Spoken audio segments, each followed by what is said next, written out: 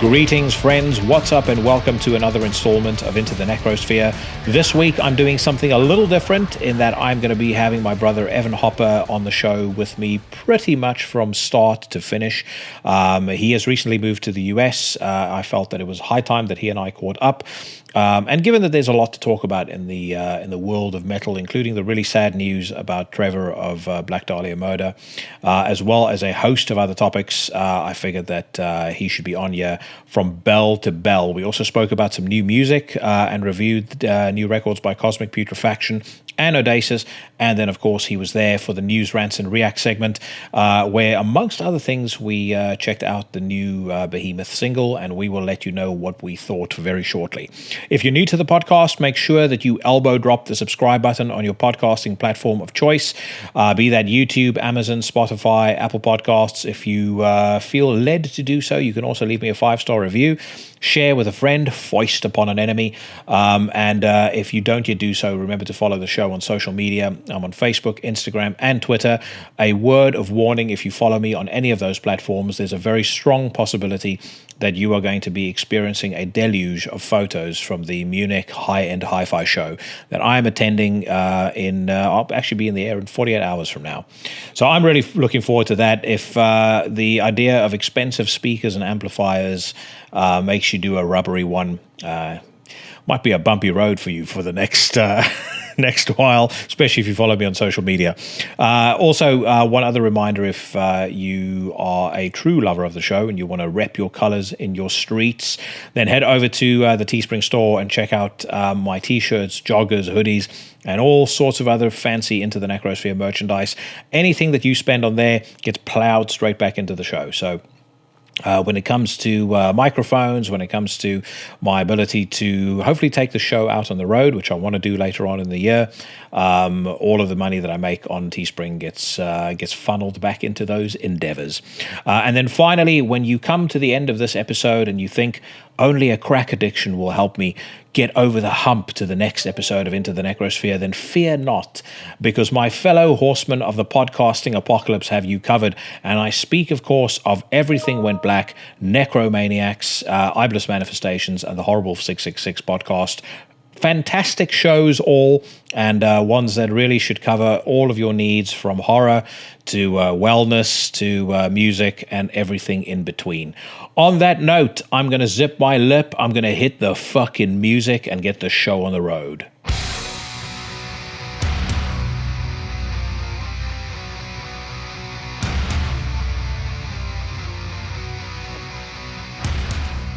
So I see that in spite of the fact that you did shave your beard, you still at least have the 5 o'clock shadow going. You couldn't get... Yeah. Because the photo that I saw after the shaving, I mean, it was so clean. It was like almost boy band clean. Oh, that's literally like maybe 5 minutes after that photo was taken, I had the 5 o'clock shadow again. Like this shit grows so fast. And was that literally is it just because of the heat in Virginia that you decided it was time for a change, or was it like new chapter, new look? I mean, not really so much the new chapter thing. I was actually just getting sick and tired of all the irritation I was getting on my skin, just from having like that super, like it was so dense, like especially down here in like the neck area, that I mean, I would just spend like all day like just scratching, and my skin was so dry and like inflamed that yeah. You didn't use beard oil or anything like that? I did, but the problem is, which is so thick that like nothing could like penetrate like to the actual like skin level. So, it's just so yeah, I just went with I just hacked it all off. Whatever, it's all good. Yeah, it'll grow back. I get to that point. Like I'll grow it out and then I'll like look back at old episodes and I'm like, man, when my beard was a bit longer, it looked really cool. And then I'll try and sort of even it out myself. I've given up on that now. I don't bother with it anymore. I'll try and sort of even it out myself. And then it's like Jerry Seinfeld when he shaves his chest hair. There's a slight asymmetry. Next thing I know, gone. Yeah. Yeah, I won't do too much of the shaping of it unless like I'll either do like just shaving it all the way off, or like I'll get like maybe like around my jawline. But if I do anything fancy, I'll go to a barber and get like a proper shave. Yeah, so you've got that little Jason Newsted undercut going on there as well. Yeah. I like it, mate. I like it. So remind me, how long has it been since you moved back to Virginia? It's been almost a month now, so it's still pretty fresh. Yeah. And what is the transition back been like? It's been fairly painless, I suppose. I mean, as far as like getting here is concerned, but I'm still sort of in between. Like, it's just different. It's been a long time since I've been back here. I grew up here, and I lived here till I was 19, and then when I was 19, I moved out to California, and then I've been back from time to time to visit and stuff like that, but I haven't actually spent any prolonged periods of time here. So this is it's a little bit fresh, a little bit new, but it's cool. I mean, the town's changed quite a bit, and I think for the better.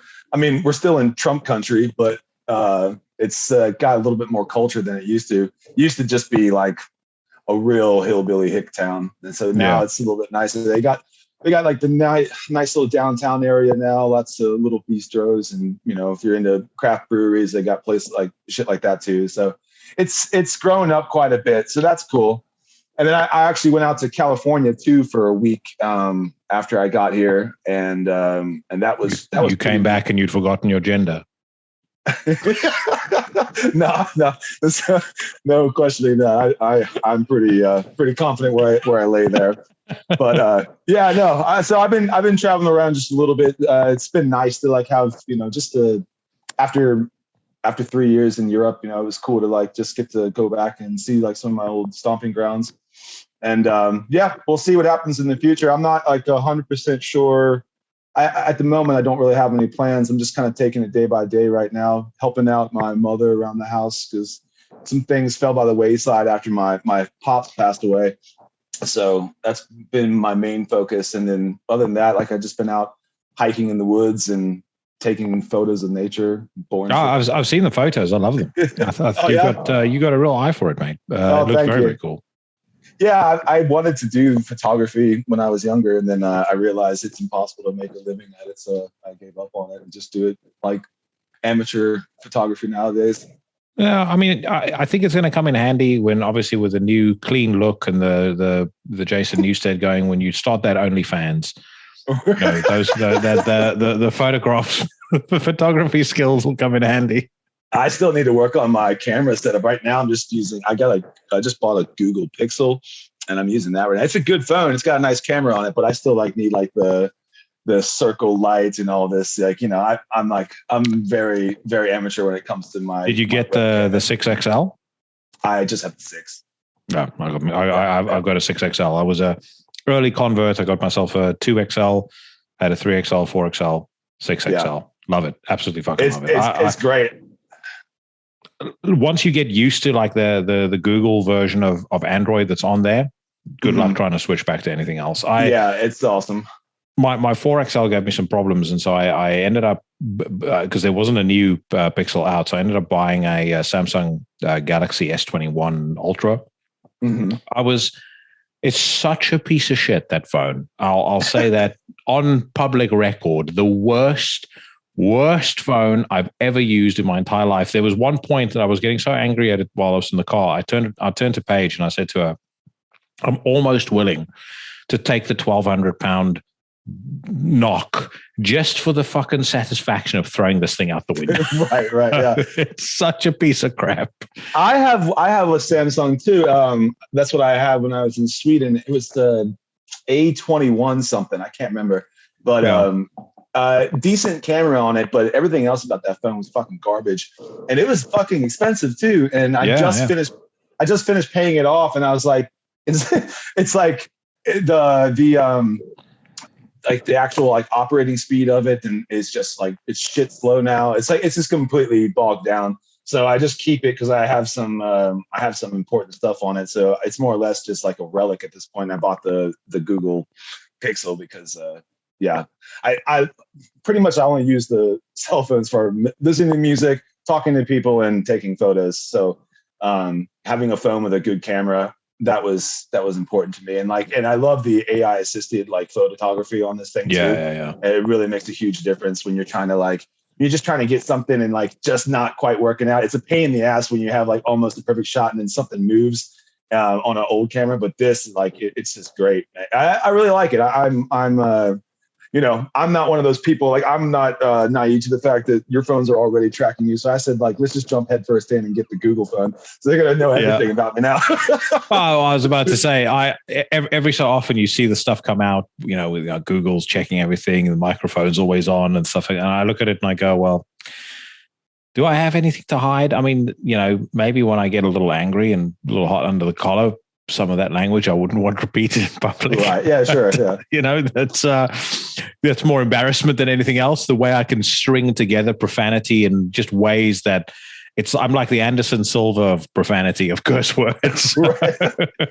But throwing high kicks. Oh, dude. I mean, I'm doing spin moves, high kicks. It's fucking insane. But I mean, everything is tracking you. So I don't really care too much about that. I always think too, is like, why do I think I'm so fucking important? You know what I mean? Like, they're tracking everybody. Like, how am I? I mean, I'm not going to stand out above the crowd amongst anybody else. Like, so I really don't care. You never know though. You've been on this podcast. I got my first COVID misinformation flag. Oh, really? On Spotify? On Spotify, yeah. And weirdly enough, it wasn't for the Katie episode where we spoke a lot about COVID.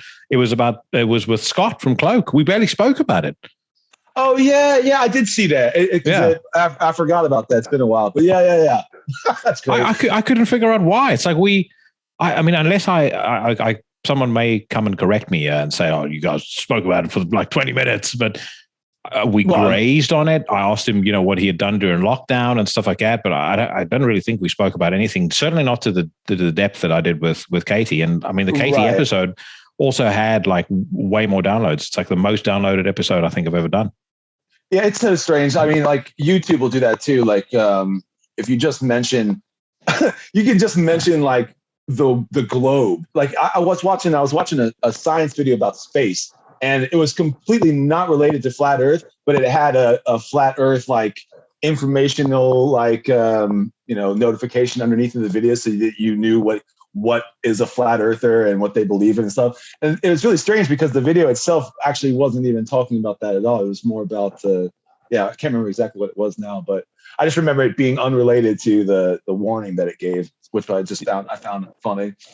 Were you following that story? I think this must have been about 2, maybe 3 years ago, about that flat earther that literally was taking it so seriously. I think he had quit his job and he had devoted all of his time to building a essentially like a homemade rocket. A rocket? Yeah. That was going to get him up into the sky so that he could take a photo and prove to people that it was, that the Earth was flat. Right. And I'm not sure, but I think he might have gone up a couple of times, fallen down. And that potentially may have been injured. I think he got injured the very last time he did it, and I didn't hear much after that attempt. And I'm pretty sure he probably realized that the Earth was curved. I don't think so, mate. There's some people that they really stick to their guns, especially now. There's a great video. It still cracks me up every time I see it. This is a great video with this guy. I don't know. It's just like taken from some TV show or something, but it's on YouTube. And the guy is like, he draws out this diagram and he's like, okay, you're going to stand here with this flashlight and I'm going to stand over here, like so many, like hundreds of yards away from where you are. And if I'm correct, I should still be able to see this flashlight that you're holding. And so he's like, okay, because he's trying to prove that the Earth is flat. So he goes like out to wherever his mark is. And he's like on a walkie-talkie, and he's like, "All right, like turn the flashlight on." And he's like, I can't see you." And he goes, "Can you hold the flashlight up?" And the guy holds the flashlight up, and then he's like, interesting. And you can like just watch this guy like realize that there's a curvature to the Earth, like in real time. Yeah. And like his whole principles and philosophies like just completely go out the door in that one moment. It's hilarious. But of every hill to die on, like I don't get it. Like why would somebody who is allowed to walk around the streets untethered or unsupervised, why would you decide this is my thing, this flat Earth business? I'm going to prove the science wrong. I don't know. And I don't know what it changes in your life, whether it is flat or it isn't flat. Well, that's the other thing. You got to go to fucking work every day anyway. Like it doesn't change. So, I mean, whatever. let them have their fun, I guess, but it's the struggle that a lot of people have, I think, to find they need some sort of meaning in their life. And I think like Fight Club was a movie that they touched on it in the film. They spoke about how, we have no great war, the great war is our lives and all that sort of stuff. In a way, around that time, people were walking around very aimlessly. And I think what happened is they started to try and look for things to give their lives meaning. Some of them decided, I'm just in spite of the evidence, I'm going to see if communism can work in America. Right. Yeah. Some people were right, flat Earth is my game, and then whatever other fucking crazy bullshit came up. Yeah. Gender is assigned at birth. Lunacy. So it's I definitely think a lot of this crazy shit. It's the byproduct of people that one benefit from relaxed unemployment laws. You don't have the sort of shit in Dubai. I've got a friend there right now that says the way that it works in Dubai, no matter who you are, if you don't work for more than, I think, 2 months, you get put on a plane and you get sent back to wherever it is you came from. Okay. So that kind of incentive structure is one that I would be on board with. But the other thing is, I think it's people were given the funding to spend their time on nonsense, idle hands being the devil's work. And then, as I said, because their lives felt just generally pointless, they got stuck into all sorts of crap, like some of this crazy nonsense that we just spoke about now. Yeah. I mean, I think, what is it? Woody Allen says, like, everybody will have 15 minutes of fame. Like, I think everybody just kind of, they want it, like you said, like everybody kind of feels like they want that little bit of like spotlight on them, especially like in an era that we live in now where like there is like actual like financial incentive to like have a spotlight on you, if you're on, Twitch, or if you're on TikTok, or if you're on YouTube or whatever, like what have you, it's sort of like, it's become part of our culture now that like, it's a, how do I say this? Like, it's commonplace to see people, standing out, even the most insignificant kind of person, like trying to start up like, some sort of thing to get their voice heard, or like, to stand out as an individual, I guess, and it's the hunt for validation, and the validation in those people's minds come from going viral. So, sure. I again, I might be wrong on this, but I don't think I've heard a single person amongst the throngs of morons showcased by libs of TikTok actually complain about the fact that they had their videos shared. There's people that have complained about it, as observers, and said it's exploitative, which is nonsense, because the person's basically just sharing, or it's hate speech. The person's just sharing publicly available videos. But the people whose videos were shared, I don't think they give a fuck. They put that crazy nonsense out into the public sphere. So they surely must want people to see it. And I suspect what ends up happening is they'll have something shown on libs of TikTok, and then whoever is looking at that goes, this can't possibly be real. They look up the person's account and they're like, oh my God, there's a treasure trove of comedy just waiting to be mined. Right. Yeah, I mean, the lengths that people will go to, like, even at like the detriment of their own character, just to get like, that 15 minutes of fame is like astounding. I mean, you can just, I like one of my favorite channels on pages on Instagram is like Influencers in the Wild. I don't know if you've seen it or not. No. But it's great. So it's like all those videos of like people like doing all those dances and stuff like that you see. It's somebody else filming somebody doing that in public. So they catch them like in the act of like doing their little shuffle dance or like whatever, and then they post it onto Influencers in the Wild. So you can just, it's like breaking the fourth wall. So you can see like how ridiculous these people actually, because in those videos it looks all like, oh, it's like really nicely shot and it's all perfectly framed, and and it looks cool, and it's like paired with music. But when you just see somebody like filming it, and it's just like these two lunatics in the middle of the street, like, just dancing at a red light, then all of a sudden it's like, okay, like back to reality for a second, now we can see like, this is what is actually going on here, it's interesting. The craziest thing to me though, is when that fucking, I don't know what you call it, like that insanity goes into the realms of government. Have you seen the viral video, which it was done with a serious intent, as far as I understand? The hip hop, the rap. No. The one that the Finnish government did. The "Stop, Don't Touch Me" there. This is my no square. Yeah. I've seen that one too. Yeah.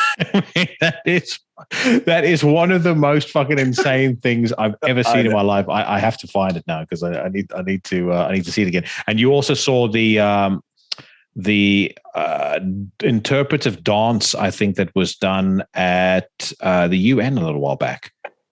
I don't know. They were like, seen that one. Was it the UN or was it the European Union? I'm not sure. The EU government setting, but yeah, it was just a bunch of like weird people doing these swaying movements in government. I know. It's like when your grandma like walks in and like, you know, it's like, I can rap, and then she starts, you know, it's like, oh God, please just don't, like. Dude, okay, so I've got it. Hold on, I'll find it now. I've got it. Let me just share my screen so you can see this. The genius about this is how stoic these people look when they're on screen. When that woman is serious, the one in the center. Hold on. Stop! Don't touch me there. I know no swear. Stop! Don't touch me there. This is my no swear. I'll tell you something, if a band really wants to freak people out, that is your intro tape before you go. Oh my gosh. It's terrible. It's very Finnish too, for sure. Yeah. Dying Fetus should have that as their intro tape before they go on stage. But you say so you're deep in a red state right now, mate. I am, yeah. Like one of my neighbors has a flagpole outside his house with a giant Trump flag above the American flag, saying the election got stole. Oh yeah, I saw a pickup truck the other day that had a flag flying from the back of it that just said "fuck Biden" on the flag. Like, and it was huge. I mean, I agree. I'm not a fan of the guy, you know, but it's just like this is a very red state for sure, very red area. Yeah. You know, I mean, you know, I don't have any issues with that. No one's giving me any issues, but you know, I know a lot of the people that are in this town and in this area. You know, I probably don't agree with a lot of their idealisms, but you know, as long as they leave me alone, I guess I'm all right with it. You know, I think a big chunk of them. If I had to make a prediction, I think a big chunk of America is going to go red in November. And I would say in 2024, unless the Ministry of Truth that they've created now have their way, I suspect I would not be surprised if there's a Republican that gets voted into office. Because I mean, if you think of like how badly someone could possibly have screwed up, I don't think you'd in your wildest imagination be able to map out all the fucking carnage left in Biden's wake. Yeah, he's not done a good job at all. No, to put it mildly. This is your performance appraisal. You fucked up. Yeah, man. Yeah. But I mean, besides that though, it's a really nice area here though. I mean, I can talk shit on the people, but I guess people suck anywhere you go for the most part. So. Oh, dude, for sure. For sure. It doesn't matter if you're in Europe or if you're in California or Virginia. It's kind of all the same, you know. Yeah. I'm just thankful I got a couple good friends here and there that, like, you know, I can stand and they can stand me. So that's good enough. Yeah. Yeah, I had a conversation with Andy from Sur, which I think I'm now pronouncing correctly, and we were talking about you know, conversation in the modern age, and I was saying to him, like, I think the thing that's what I've come to realize in the last couple of years, because I have, you know, can, as you may have picked up from the podcast a couple of times, I can become quite fiery about some things that I believe, but cool. I've tamed that a little bit because I do think it's becoming increasingly important, I think, for the center to hold. Like, people still need to be able to have reasonable conversations with each other and have reasonable differences and just go, you know, in the grand scheme of things, the friendship that I have with this person is more important, or the, you know, the what I have in common with this person is far more important than what I disagree with them with, because at the end of the day, you know, does the average person really have a huge amount of influence in what goes on in world affairs? I don't believe that we do. So no. Yeah, I kind of feel the same way too. like, and I try to also, not make the assumption that I have all the answers, and I feel like if you get really rooted in in your idealisms and like and stuck in your ways, it's really difficult to like step back and like listen. So I just try to, I have my points of view and I'll express them when the time's appropriate, but for the most part, I don't like to try to jump down somebody's throat because I don't really care for someone to do that to me either, So I just listen, try to learn, and sometimes I do learn some shit, and so I've I mean, definitely not the same person I was when I was in high school, and won't be the same person in 10 years from now if I'm lucky enough to live that long. So you'll be you'll be lucky enough to live that long, mate. You've been doing some fairly clean living of late, unless I'm mistaken. Yeah. I'm completely just alcohol free, tobacco free, just eating good and exercising as much as I can and drinking tons of water. And right now I'm doing intermittent fasting. I've been doing that for a few weeks now. And what are you doing? The 16-18 split? 23-1. So you just have 1 hour for eating, or 23 hours for eating, 1 hour for fasting. Yeah, it's intermittent fasting. I eat for 23 hours. I eat for 1 hour and then I cut it off for 20. How long have you been doing that for? Almost 3 weeks now. And how is that, or how's your body responding to that? It was, as far as like discomfort, the first few days was pretty like it was hard to. I had to drink a lot of water to kind of get rid of like the gnawing feeling in my stomach of needing food, and I had headaches for the first few days. But now it's fine. Now I don't mind it at all, and I've done this before. I've fasted in the past, and I like fasting. It was the only problem with it was like when I was like actually going out and drinking and stuff like that all the time. It's really difficult to fast and have that kind of like nightlife. Because you just can't do it. No. And you end up cheating, and then you end up breaking your fast, and then it's like, Well, the other thing is it's part of the benefit of fasting is the ketosis that your body goes into, and if you drink, then the sugar and the alcohol is going to take you out of ketosis anyway. So there's no point in doing it. Yeah, so this has been good, and I'm starting to plateau as far as my weight loss goes, but like I started at 250 and I'm down to 233 right now.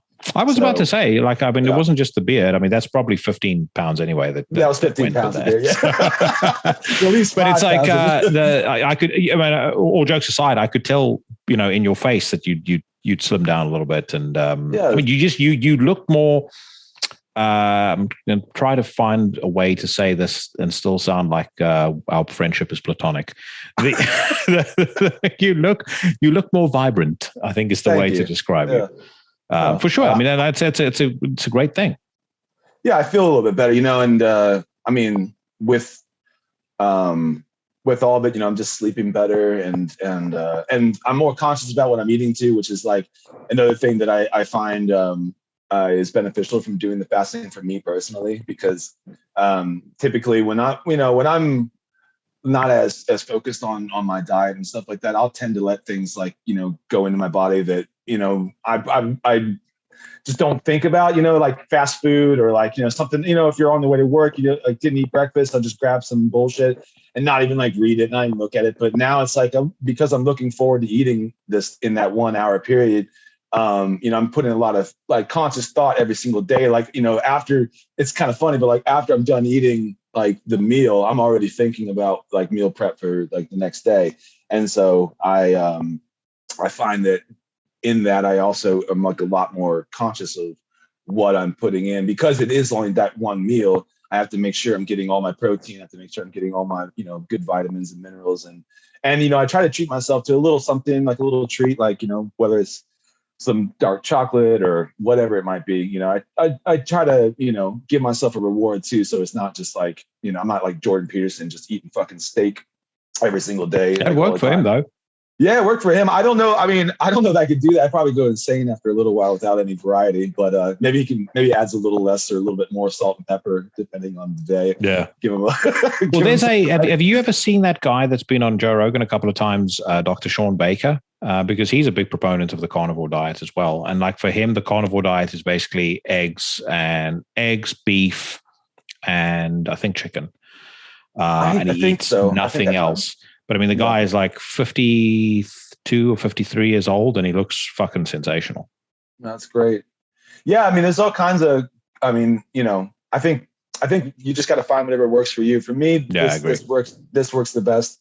And it's also still enjoyable, and I can still go out, with people and have dinner, I have that ability. I just have to push my fast out. Like tonight I'll be doing that. So I'm just pushing my fast out a little bit more. So I'll have like 25 hours on this go around for, so when you start getting dizzy and woozy later on, then I just need to understand it's nothing wrong with Evan.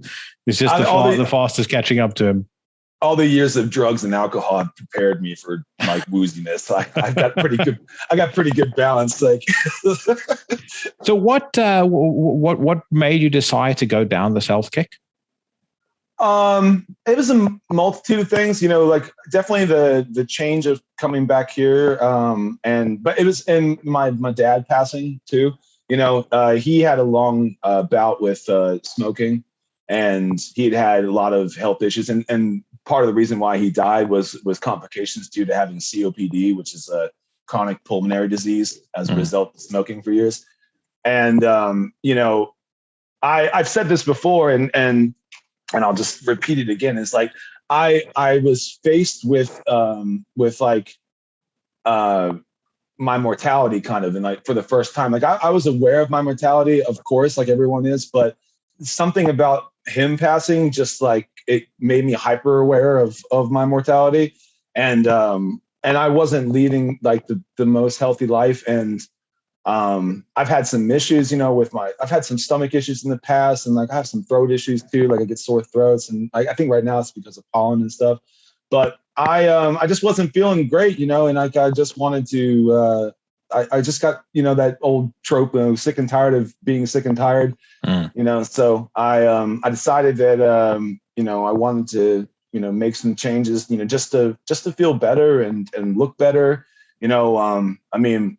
Not that I think I was, like morbidly obese by any means, but, I got up to, when you get up to the 250, 255 like range, like you're closer to 300 pounds than you are to 200 pounds, Yeah. And I was just like, I got to cut this out, man. And, it was a lot of like, there was a lot of depression and like, from a lot of stress that I was like having in my life this past year. And that caused me to drink more, and that was causing me to like stress eat, and I was eating at unhealthy hours, and wasn't eating the best food either, And it just, it's so easy to put it on, and it's so fucking hard to get off. You get it off of you, especially as you get older. Yeah, right, yeah, exactly. And I just turned 34, and I'm like looking at turning, I'm not getting younger, so I'm I just decided that it was time to make a change, and I dealt with, I've dealt with addiction in certain ways throughout my life. I mean, when I was younger, it was more about like doing opiates and stuff like that, which I kicked in the bud. But then, drinking has always kind of been there, and same with tobacco. Like I don't smoke, but I would take like these pouches called snus that they have in Sweden. I was doing them a lot more than you probably should. And same with boozing and stuff like that. Just drinking to excess and not like in moderation. And so for me, it's better to like just stop things altogether. Like it's always been that way for me. I'm not the kind of person that can like just wean things off. I have to do it I have to just do it all at once, cold turkey. Because if I do try to wean off, I just allow myself that like little bit of slack in my rope. And I know how I am. I'll just take that slack as soon as I can, And then I'll be like, oh, I'll just fucking stop. I'll just quit tomorrow. I'll just do, no, I can't do that. So I just had to like, this is what's going to happen. We're just going to go through like a few, days, weeks or whatever of uncomfortable, ness. And then once you're out of that, once you're over that hump, like it's not that bad anymore. It's like the residual stuff. You think about it from time to time, especially like when, like I said, like right now I'm not drinking, when I was in California, I was at the Celebration of Life, and it was not so much of an issue to like keep myself from not drinking at the Celebration of Life, but it was more like the social aspect of it, because you're the only one that's not drinking and everyone else is. And so there is like, at first you kind of feel like an uncomfortableness, but once you realize no one gives a fuck, then it's fine, you know, and you can just go on like with your day and it's not a big deal. But there are like little things like that'll get me from time to time, or like, you know, with the tobacco is such like a stress reliever for me. And it's been like ever present throughout my life, you know, in one form or another.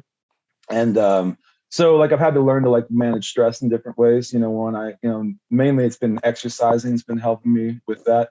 But if I'm like driving around and some guy like, you know, cuts me off and like I immediately want to like, you know, run my car up his asshole, I just try not to do that. I just try to like find a different way to like, you know, just brush it off the shoulders and just be like, okay, it's gonna be all right.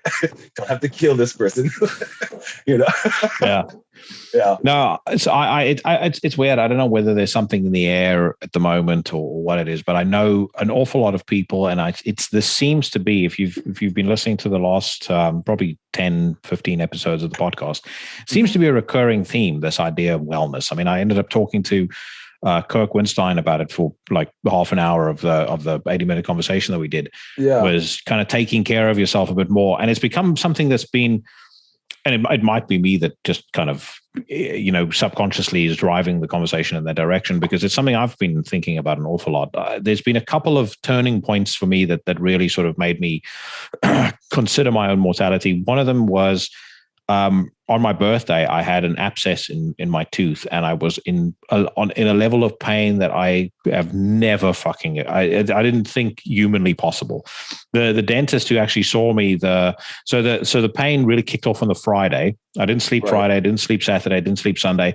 On the Sunday, which was my birthday, I had, over the course of the day, I had probably 6 ibuprofen, 6 aspirin.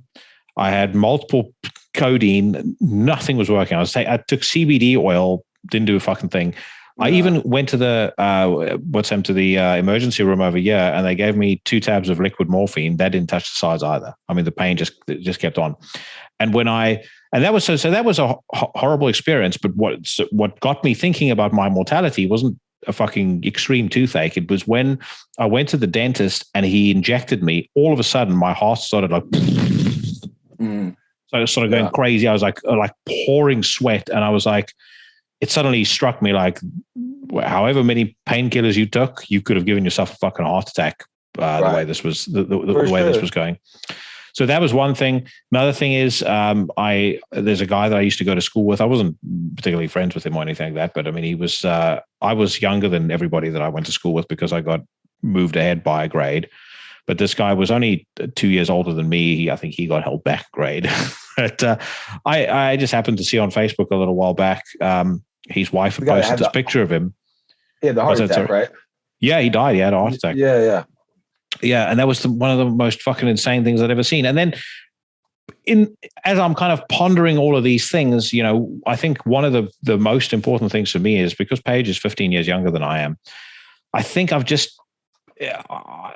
for me, there's something and I'm probably being more open on the podcast now than, you know, I've ever been. Maybe I should. If I get emotional, I'll hit pause. But no, I just think I think it's an incredible sacrifice that someone is willing to take, to say, like, I'll spend the rest of my life with you, knowing that statistically, given our age difference, there's a chance that a good 10 to 15 years of my life is going to be spent without you. And so because of that, I'm extremely, extremely conscious of the responsibility that I have to get my shit together and look after myself, make sure that, you know, because I'm going to be an older father as well, because, you know, she and I'll certainly have kids at some point.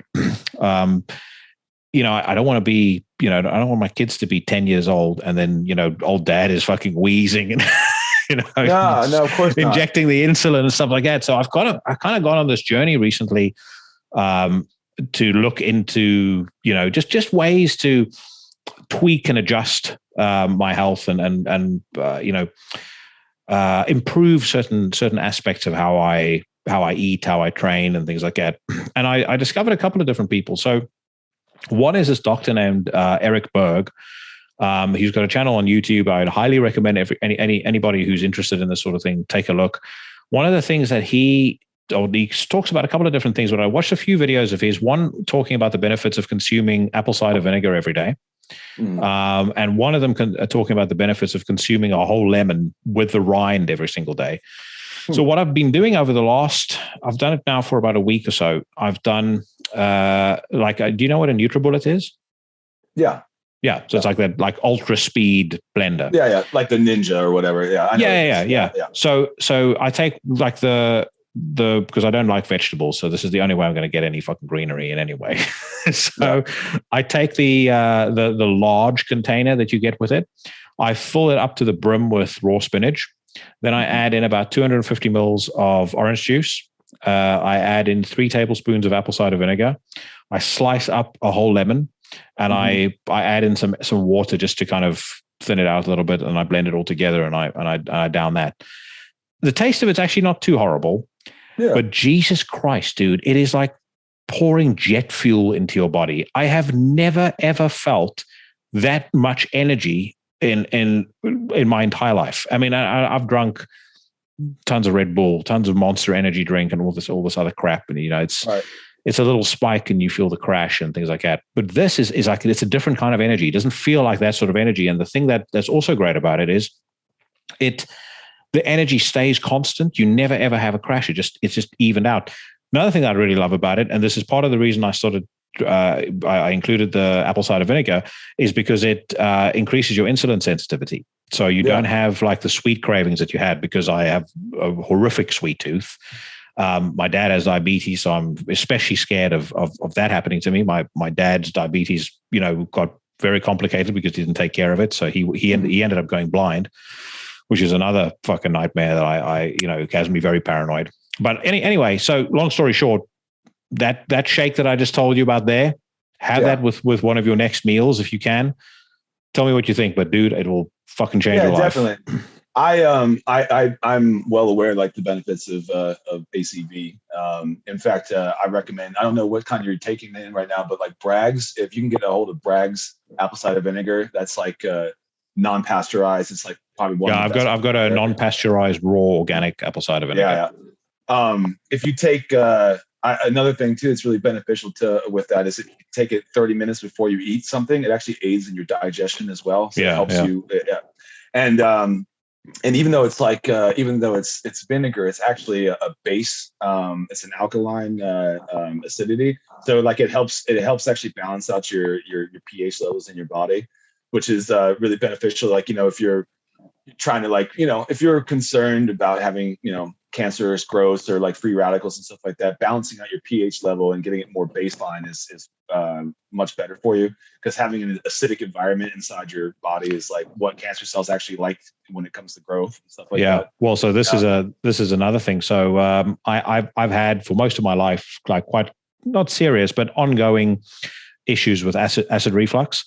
And for a while, probably around I'd say the middle of last year, it was kind of, actually not the middle of last year, it might have been a little bit earlier, because it was as a result of this sitting at home doing fuck all during COVID. Yeah. It got really bad. It was like a daily thing. I had to take antacids all the time. There's a guy whose videos I really love, both from a training perspective and a nutrition perspective. His name is Stan Efferding. And he does these, you can look it up, just type Stan Efferding 10-minute talks or 10 talks. Okay. He basically goes for like a 10-minute walk and he talks to you about something. He did something specific to acid reflux and GERD. And a couple of the things that he suggested, one of them is to start supplementing with pepsin.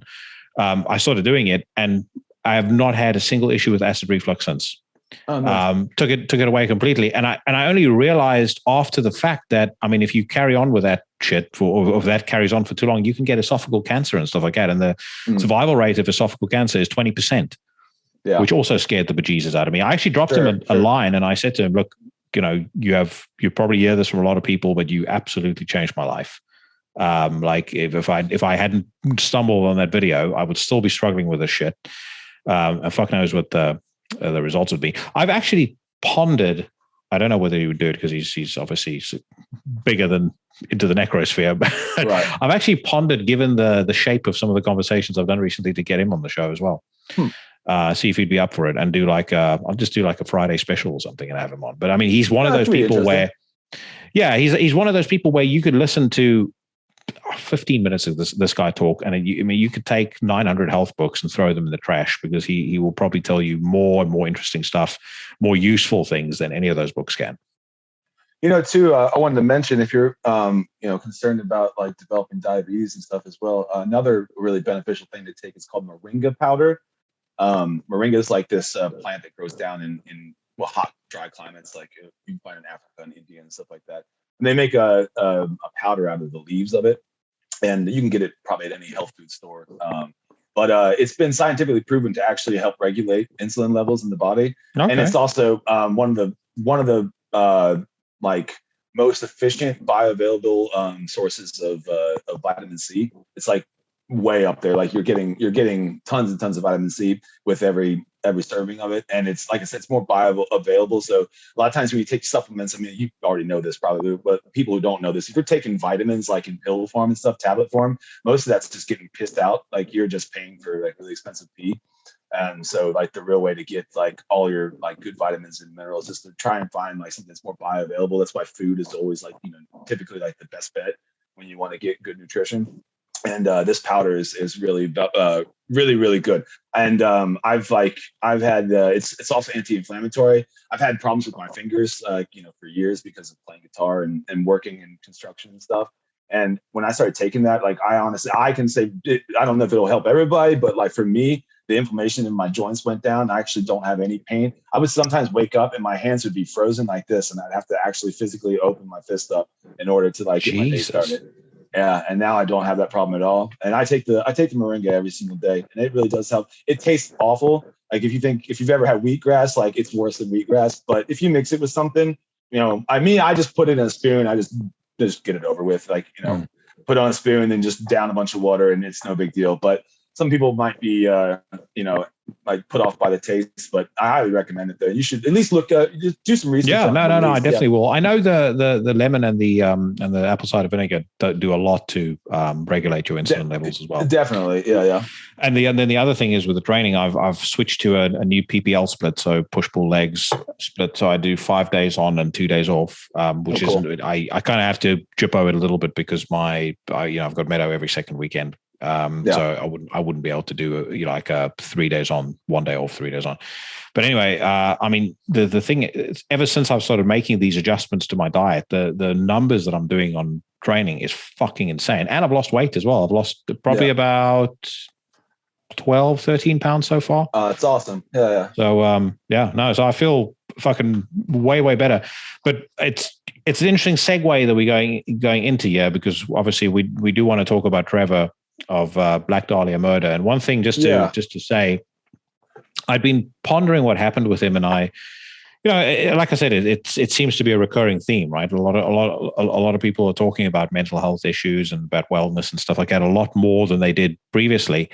Mm-hmm. One definite observation I've made of the medical industry, and I think it's borderline criminal, is the way in which so many people's problems are treated with chemicals, as opposed to trying to ensure, at the very least, because there are problems that are far more serious and that can't be treated with exercise and sleep and diet. But rather than try and tackle making sure there's a foundation there, making sure that those things are that the boxes are ticked on those things, and then looking at, okay, what do we do in supplement to that? That never seems to happen. And it seems to me to be especially so in America and in the UK. In Eastern medicine, I was just going to say, like in Eastern medicine, there's a little bit more of a understanding that the mind and the body are connected. But in Western medicine, there's absolutely, there's barely any of that. There's probably some out there, but it's hardly out there at all. When you go to a general practitioner, you're just going to get some kind of medication and take that, and probably with just a pamphlet to read about your, side effects to expect. It's not going to you know what I mean? it's crazy. It's absolutely crazy. Well, I mean, again, what got my gears turning was going to A&E and saying to them, listen, I've had, 6 ibuprofen today. I've had multiple aspirin. I mean, I've had more painkillers than frankly is healthy for me. And then the answer is, there you go, this is morphine. I mean, that doesn't make a fucking lick of sense. No. So, but I don't know what the background was to Trevor, and what demons he was wrestling with. But again, like I so often I see cases of people who, whose mental health problems got the best of them. And then you just go like, in my mind, I'm thinking, I wonder what help they were getting.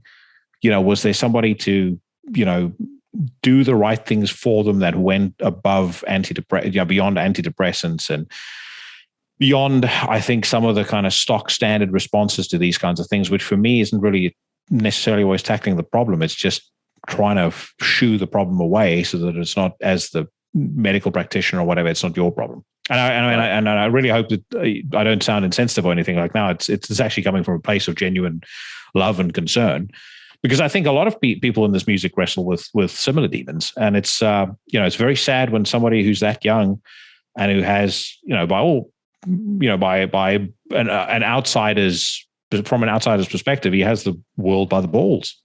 Sure. I mean, yeah, when you compare him to, like, if you're just trying to look on like just like the cover, if you were to put him next to like a homeless guy, you're like, you can make the assumption that the homeless guy's probably got some undiagnosed like mental illness. But then you look at Trevor Strnad and you're like, he looks like he's like doing all right. He's having a good time. He's partying and stuff like that. But yeah, I mean, it just goes to show you that, like, mental illness comes in all shapes and sizes, and like, and it's really important to, like, just try and talk about it. I can't speak for everybody, but I can speak for myself. Like, talking about issues, talking about your depression and your addictions and all kinds of things that you have that you might be ashamed of, and just getting it out there and like being strong enough to talk about things is a huge help. And also, like, on the other side, if you're not dealing with something, but like you suspect somebody is, or even if you don't suspect that somebody is, I think it's important to always, like, I try to always say, like, I love you to my friends when I get off the phone with them. I like always try to give them hugs when I see people,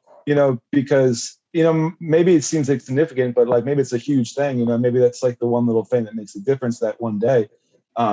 Because I know personally for me, it's like, it's been a huge difference just to have somebody show you the time of day when you're like really, really low and not thinking clearly. So yeah, it's a difficult topic, and unfortunately there isn't like a real, straightforward answer. So we just kind of have to, deal with it case by case. But yeah, it's extremely sad because, like, I had the pleasure of meeting him one time at some show. I can't remember what it was now, but he was just hanging out. He wasn't even playing, but he was a super nice guy, really, really kind.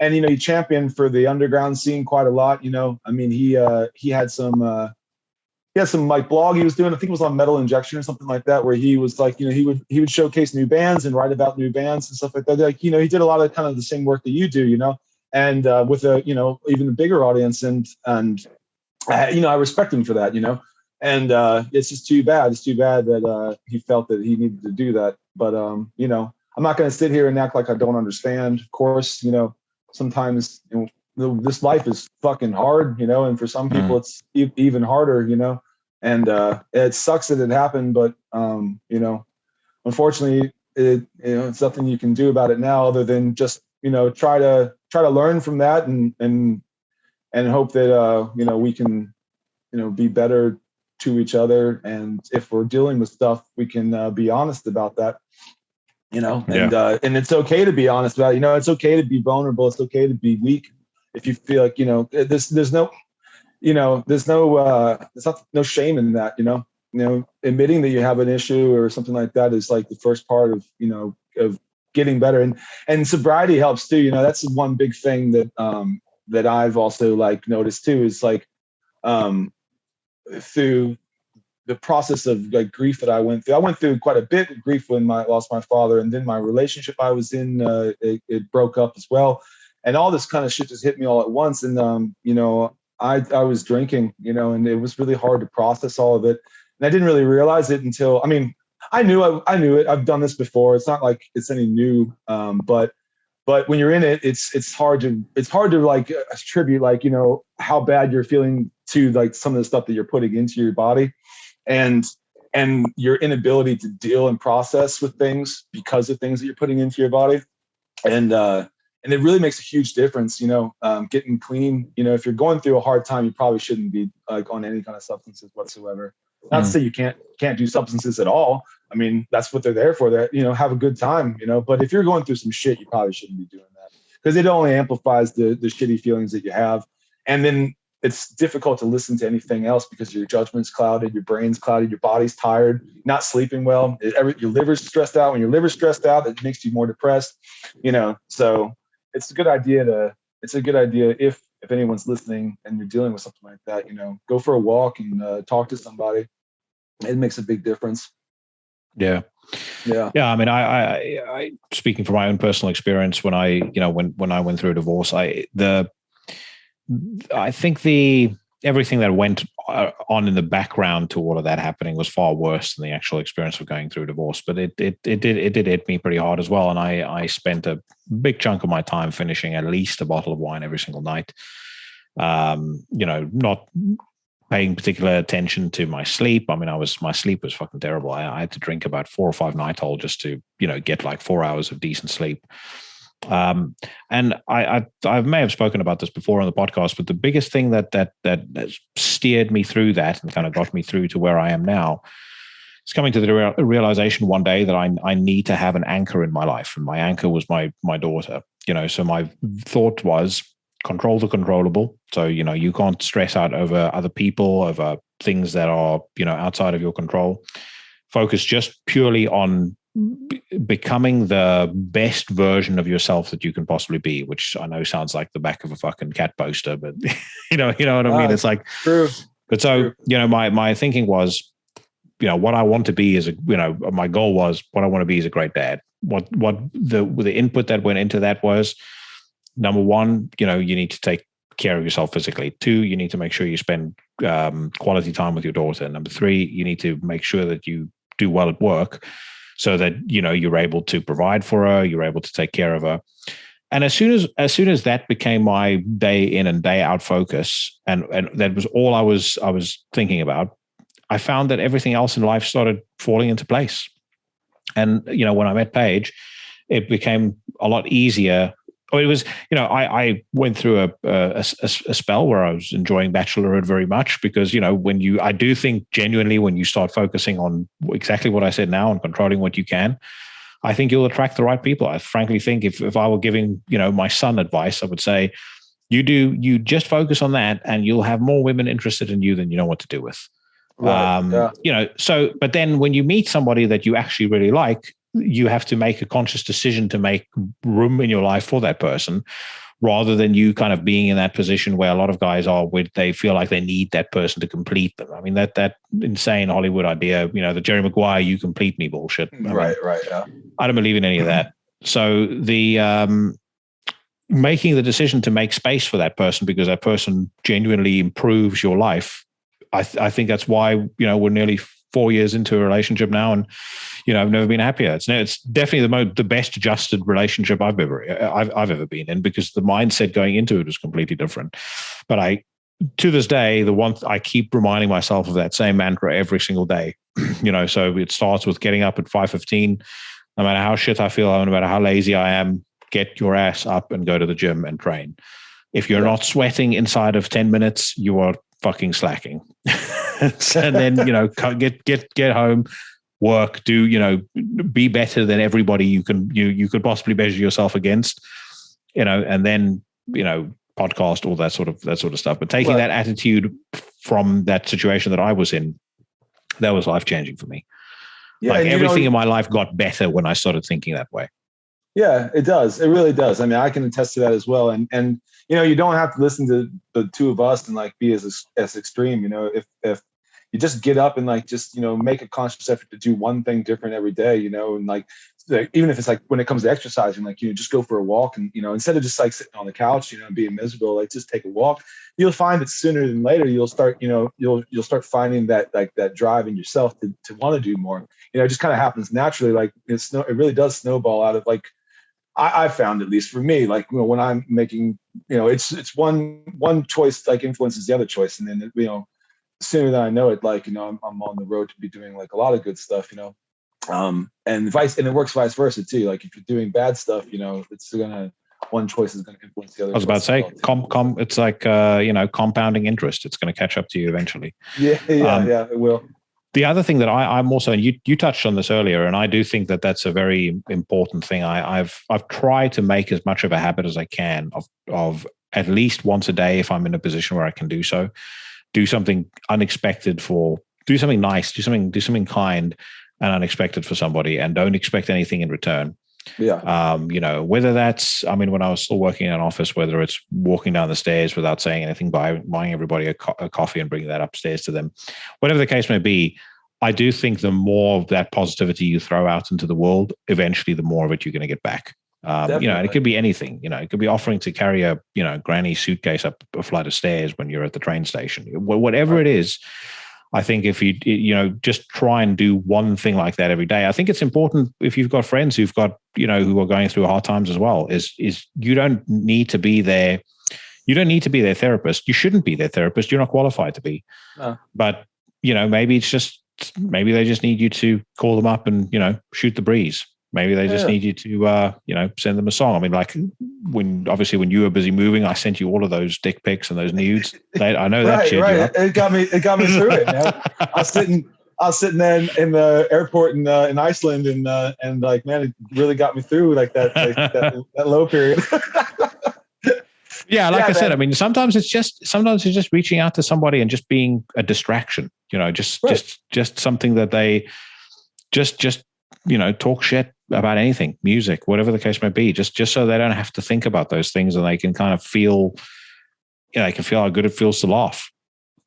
And it also helps you not lose sight of the fact that, like, to some extent or another, like, everybody in this world is suffering. You know, I mean, some people's suffering is more than somebody else's suffering, but we're all in this together. You know, and like, and it's good to humble yourself. I think. I mean, I try to stay humble as possible. I'm not always that way. I can be braggadocious sometimes, but most of the time I try to be humble and just, like, you know, and remember that, you know, we're all in this together to some extent, you know, and we'll all, you know, we're all on borrowed time too, you know, so we might as well make the best of it while we can.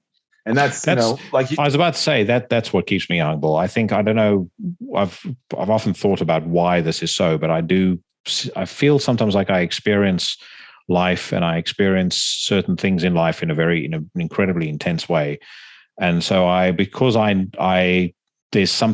always in the back of my mind, something's telling me this is not going to last forever. I try and extract as much joy from the situation as I possibly can. And it's something as simple as, you know, at 5:15 in the morning when the alarm goes, the dog decides, okay, now it's time to jump into bed with us. No matter what I say, she'll always get in, and she's so fucking excited to see me in the morning. You know, she tries to sneak on and she shuts her eyes, thinking that if we can't see her, then what's up? If she can't see us, we can't see her. And every so often, you know, in her excitement, she's a fucking, you know, 50-pound lump. She'll jump dead on my groin, and it is excruciating pain first thing in the morning. Yep. And then for the brief second that I'm pissed off, I'm brought down to earth, because I think she's 11 years old now. Again, statistically, in 3 to 4 years' time, you are going to wish that dog could jump on your balls. Right. So, yeah, exactly.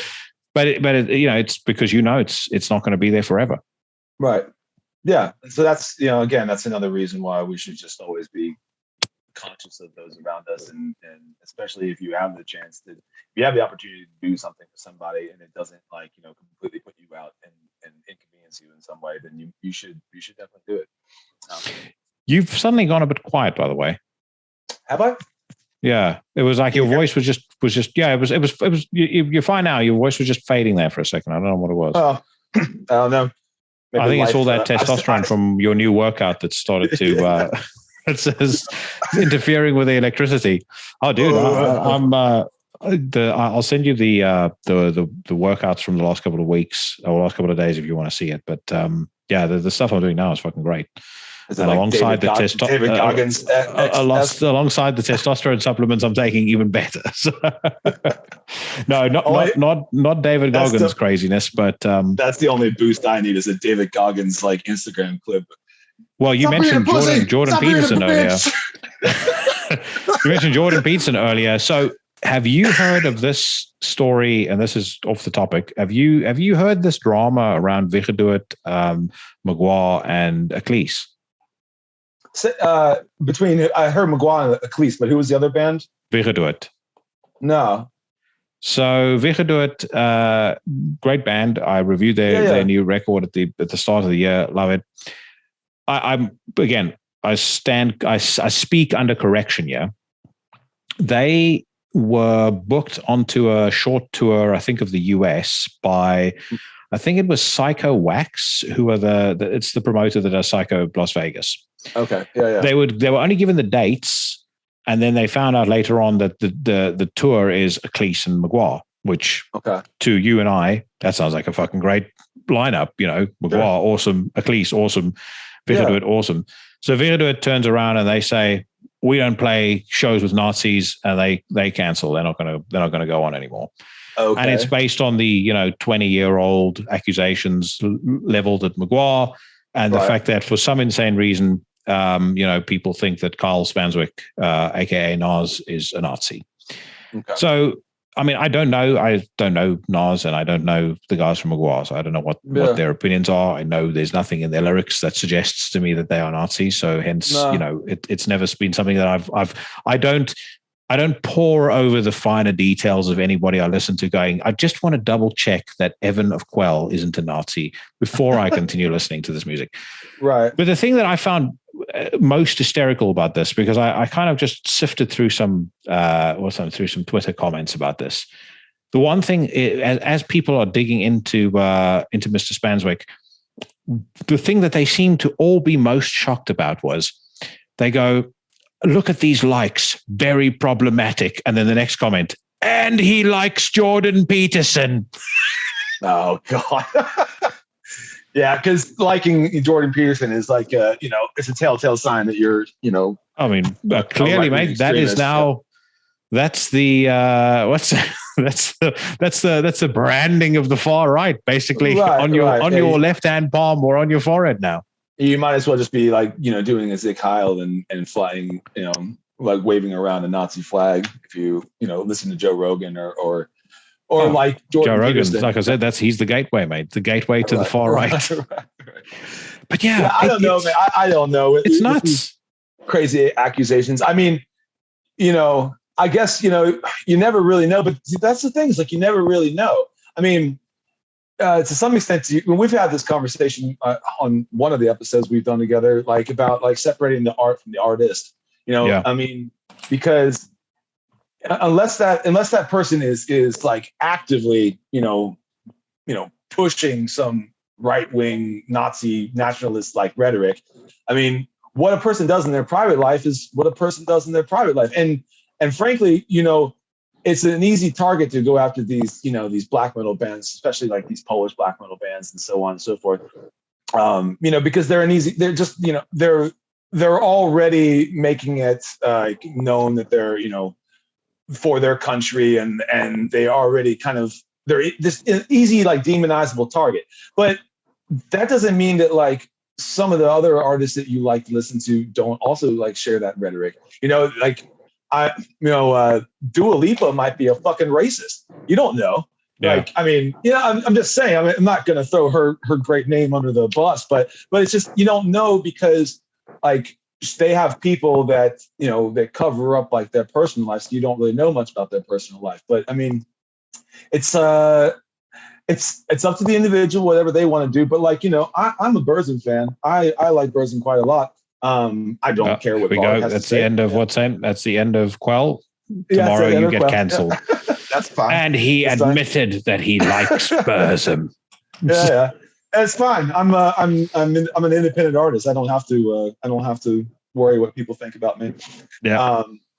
But I mean, I don't support Varg's like crazy right-wing rhetoric about the what's that word called? Just the Illuminati. No, the Illuminati. What's like eugenics? Like I don't agree with this. Shit like that. Like I don't agree with any of that. I think the guys, if you ask me, like completely honestly, I think Varg's probably like slightly on the spectrum. Without a shadow of a doubt. If you watch any of those videos of him, the let's find out stuff. Let's find out.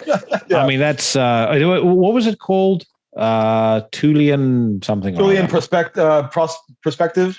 I think it was Tulian perspective. Yeah. I mean, it's the ravings of a lunatic. So, but the thing is, one thing that I've always, like, my mind has always rebelled against is like, I totally agree with you. I don't want to be, I'm definitely not going to listen to a band where, the guys in the band are like outwardly, Derek Vineyard from American History X style Nazis. I mean, this is not like some Screwdriver shit, like Screwdriver, or they're playing at white power festivals and stuff like that. I mean, that's complete bullshit. I'm against that, and I don't want to support anything like that. But I mean, firstly, I think that to throw those accusations around at people at like the people from Magua. So I understand that some of the guys in Magua at one point played in Clandestine Blaze. I don't know if that still happens. My understanding is it doesn't. My understanding is also they came out and they said, hey, listen, we're completely apolitical.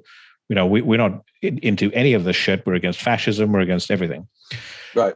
Firstly, I think it's rich coming from the same people that think we should abolish prisons to go, if you've done something wrong at any point in your life, it will stick with you forever. We'll never forgive you.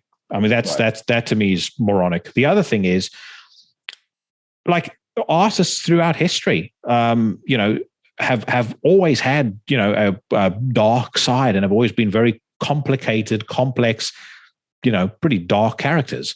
Yeah. Was it Van Gogh that cut his own ear off? Beethoven was, into all sorts of wild shit with his sister-in-law. Who knows? So is anybody surprised, given the kind of music we listen to, that some of these characters can sometimes be a little bit edgy and, maybe fascinated by some darker shit? I mean, most artistic personalities are eccentric by nature, and if you're eccentric by nature, that means you're going to probably do some, wacky shit from time to time, and unfortunately, fortunately or unfortunately, depends on how you look at it, I suppose. But like when artists, start to get some sort of fame and they get some sort of spotlight, a lot of them aren't used to that sort of attention and don't know how to like mind their words, and maybe get in some trouble saying some shit they probably shouldn't say. But it doesn't mean that like they share any like sort of point of view that a lot of other people share as well, So I don't know. Again, like you got to try and. For me, I just try to separate the art and the artist. I agree. I can like a band and not like support them. I mean, I guess to some extent, if I listen to something on Spotify, then I'm supporting it. But like they're getting like a thousandth of a penny every time I listen to a song, so I don't really consider that supporting a band like a guy like Varg Vikernes. And like I said, I like the music. The music was inspirational to me. Like I got into black metal as a result of listening to bands like him. And and it took me down a road where I also met a lot of great guys, so this one shitty guy, contributed to me, like, meeting and finding out about all these other, like, awesome characters. So, I mean, I don't think we should be so quick to write off, like, at least not the act, the band, the artist, the individual. I mean, that's a completely different thing. I think Phil Anselmo is a fucking tool, but I like. How dare you say that? I love Down and I love Pantera, and I always will, like those bands were huge to me in my metal upbringing. So I'm about to say there's no room for Pantera hate on this podcast, mate. No. I have every single album on CD and I have every single. So you say now? No, you know what? I know what you mean, but the thing is, it cuts. It cuts either way for me. Like, there's people that are into sketchy far right stuff that I'll never agree with, and there's Alex Skolnick. I mean, right. Again, based on his crowd's own logic, that Scully D crap was cultural appropriation, so racist. that aside, it was also fucking terrible. that aside, most of what comes out of his mouth when it comes to politics is muck. However, the dude is one of the most savage, incredible guitarists on the face of the earth. Right. And I still rock, both Old and New Testament on my gym playlist. And I challenge anybody to point out to me, of the big four or any of the thrash bands that came out around that era, a band that still sounds as great as Testament does today. Yeah. Can't. No. Exactly. And that's exactly what that's exactly my point. 100%. Yeah. But with regards to Phil, I do want to say this. I've met him. He was extremely nice to me. So like he was one of the nicest people. I like such a cool guy, completely different to what I expected. The other thing is, I've always felt like he's very misunderstood because, and I only base it on gut feel, but it's based on the following. When you read his lyrics, that is not the writing of a buffoon and the Neanderthal simpleton that he sometimes can come across as being in public. Right. Like you know, whether it's down lyrics. I mean, you read the lyrics to "Learn from This Mistake" off the second the second Down record. I mean, that's that's powerful shit. It's really beautifully written, incredibly poetic. Like I said, I just so often I'll look at those lyrics and I'll go like, I can't. Like if a guy is a moron like Jacoby Shaddix, then you get lyrics like "cut my life to pieces," trash like that. But like if how can somebody be the idiot that Phil Anselmo sometimes comes across as being? But where are these lyrics coming from? There must be something to this dude's psyche, personality, something that I think just a lot of people sleep on or they don't see. Whatever the case may be. Sure. That's why Pantera was monumental to me. Like when I was a youth, just some of those lyrics were, absolutely spoke to me, like on a like a philosophical level, for sure. Definitely we're on the same page there. I 100%. And I've never. I was only fucking with you about the no hate for Pantera. I know you like Pantera. I know. But I've never met the guy. I've never met the guy either. So I guess it's not 100% fair of me to completely throw him under the bus. But I definitely agree with you that he's at least on the level of artistry. He's not a buffoon. No. He's not at all. No, I'm as I said, very very big fan. But then also, you get like dudes like Sam Bean, who's one of the most well-spoken, intelligent people, and consciously writes the most offensive shit he possibly can on Antichrist Imperium records. Yeah. And on Werewolves. I mean, my piss is radioactive. But I mean, there's purpose to it as well. He does it. It's done to be mean and confrontational. Right. And somewhat tongue in cheek too, in a sense. Like, get a rile out of somebody, it's fine. So let's talk about some new music, mate. And this is the first time ever I'm doing a dual review. So you like, I have joked on the podcast before, you're like an honorary guest host anyway. But the first thing I wanted to talk about is the new Cosmic Putrefaction record. Which I said last week when I reviewed Haunter that Profound Lore have been on a fucking tear this year. I think it was them that put out that Avaturn record. They've put out Haunter and now Cosmic Putrefaction, and all three of those are like 10 out of 10 class A plus quality records. Have you? They're a very reliable record label, in my opinion. Yeah. But more so this year, I feel like they've been before. Last year, they had a couple of cool stuff too. They did Suffering Hour, which is the first one that comes to mind. But like I said, this year, just awesome stuff. But so Cosmic Putrefaction, not a band that I was familiar with previously. They're from Italy originally. They started back in 2018. This is their third record. I have not had a chance to listen to the first two. The first one being At the Threshold of the Greatest Chasm, and the second one was The Horizons Towards Which Splendor Withers, which is a cool title for a record. This one is called Crepuscular Dirge for the Blessed Ones. And one of the things that I'll say right from the off with this album, a lot of people describe it as death metal.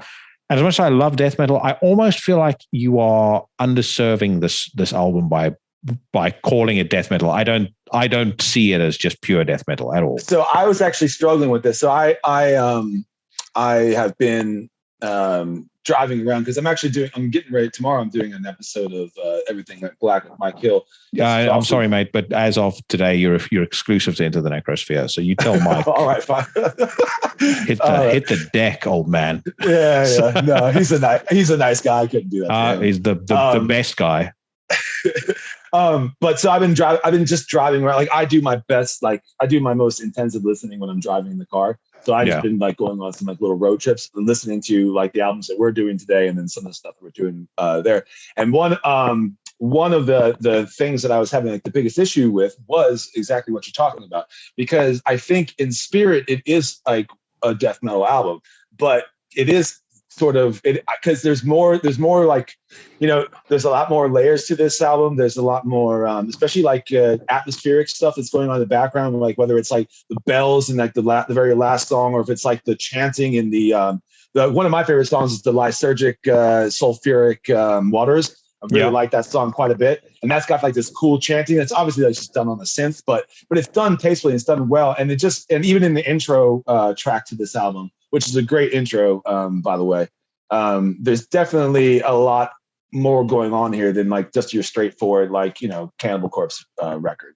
Yeah, I mean, it's not, if you like, I saw a lot of people online comparing this to Blood Incantation, and I was like, no disrespect to Blood Incantation, but this is a different sport. This is like saying that BMXer and the skateboarder is the same thing. The skateboarder does his thing, does it well, as does the BMXer, but it's two very different sports. Yeah, I think Blood Incantation's a little bit more chaotic than this. I mean, this is still chaotic, but this to me had a lot more groove to it. Especially there's one song. So I mentioned the lysergic one, and then the other song that I really liked on this album was called Cradle Wrecked, Curtains Unfurled. And I think it's like track 7. That song is awesome, and that's got some really cool riffs in it. Really groovy shit in there. I really dug it.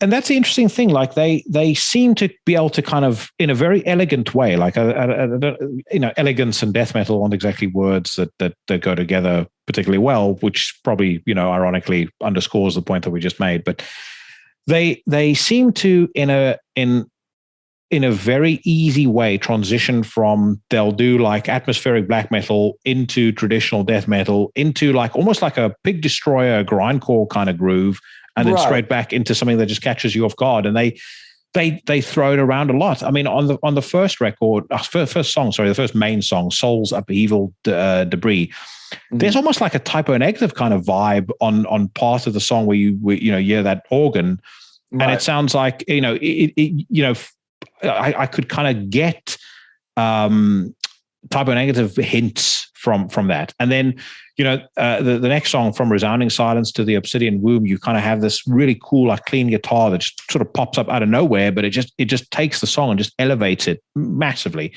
And that seems to be the story on every single one of the 8 tracks here, is that they never let you kind of they never get complacent.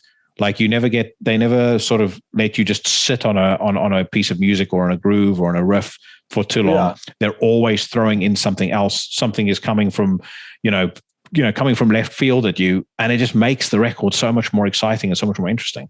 And that's what I liked a lot about those little tiny like little extras, like, you know, like the organ or like the bells, or like just those little things make a huge difference in any song. And just keep it like a little bit fresh, a little bit exciting. You know, it's just like not your average, you know, death metal. And I wanted to ask you this too, because I don't know if you got the same vibe, but in the vocalist, when the vocalist was doing like the low guttural stuff, I was really getting a lot of Frank Mullen vibes from Suffocation. Like it really struck me like that he had, I don't know if it's influenced by or he just has that same range. But when I was listening to like the low stuff, the growling stuff, I got a lot of like of Suffo kind of vibes. That's interesting. I didn't actually get that. You know what it reminded me of? There was an older band called Ex Mortem. Yeah, I remember that. For sure. Yeah, they reminded me a little bit of the vocalist of Ex Mortem. Okay. What's his name? I'm actually looking it up on Metal Encyclopedia right now. Soren Lorna. There's something about it that reminded me of that. Frank Mullen is a different one because the guy, he doesn't sound like he's going to murder somebody. Like you were talking about road rage earlier. Frank Mullen is road rage. He's like road rage personified. And he's the vocalist that can make a line like "human life means little to me" just sound like he means every fucking word he says, which is part of his brilliance. To bind, torture, kill. Oh, dude, what a song! But Ex Mortem was the the comparison I had to this. But then that particular Ex Mortem record, I think, is very overlooked in its influence on a lot of death metal bands. But that's a different topic of conversation. I'll go back and take a look at that though. That's interesting. You brought that up, so I'll check that out. Yeah. But either way, top notch stuff. I'm going to break up our yakking with a song. I was contemplating Lysergic Sulfuric Waters, but I'm going to go with a song that's actually comes straight after, which I think is a great example of just how diverse this record is. And when I say diverse, I mean musically diverse. Not the way your Californian brethren deem diversity. This is a song called Twisting Spirals in the Murk.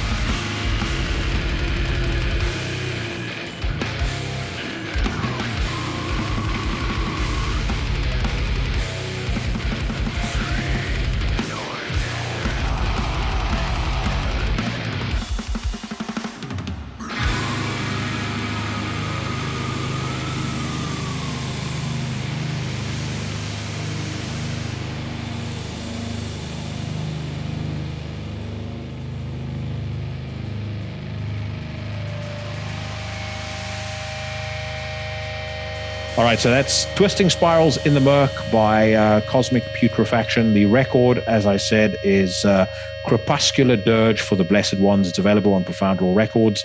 And as always, I will post the link in the description to the podcast. So if you check them out and you like what you hear, tell them that not only did old Jackson at Into the Necrosphere tell you to check it out, but Evan Hopper of Quell did as well. And then also say, P.S., tell Profound Lore to sign Quell or else.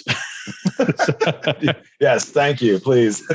And so the next one is a band that I like. Now I'm going to admit something in a second, but as to why I slept on this record, it's pathetic, to be quite honest with you, but I'm going to say it anyway.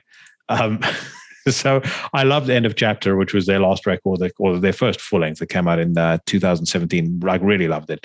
So when I started this podcast, they were one of the first bands I reached out to talk to, and they big timed me, mate. Sent them the whole spiel, like, that I used to write, like, blah, blah, blah. I'm starting this podcast, Joe Rogan for metal people, long form conversation. All I got was, we are not interested. That's it. So I was hurt. I haven't listened to End of Chapter since, and that's why I slept on End. I got you. Yeah, I get it. So I'm throwing that out there, and I'm admitting my weakness. So well, maybe they'll realize that now's. Well, they'll find it. I'm sure they'll be especially pleased with my impression of them. Well, just like the EP's called, maybe they should mend a few things. Correct. It's time for them to mend their relationship with Into the Necrosphere. But quoted by Katie as one of the biggest names in the black metal podcasting scene. And she knows. I'm gonna get her to record that and use that as the intro to the podcast from now on. Right. But yeah. So anyway, so like I said, I was sleeping on this. And then when I went back and I listened to it, fucking hell. It's so good. Yeah. That is some spicy shit.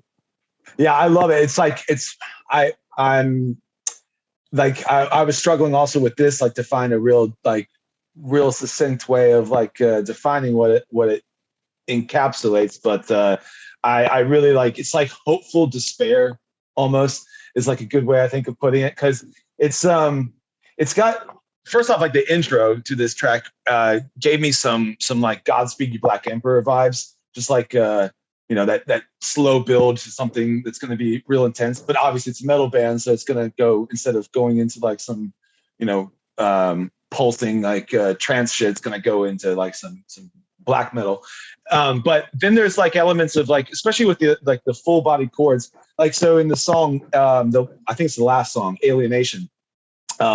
They're playing a lot of these 3-part chords, and they or 3-step chords, sorry, and they give this sort of like almost like ISIS, like how ISIS like will add some like these they're pretty chords, but they're not pretty in like the major key, they're pretty like in the minor key, so like they feel almost like solemn and sad, and like I felt like this album like had a lot of that on it, and so take that and also blend it with some Magua or some like Odraza.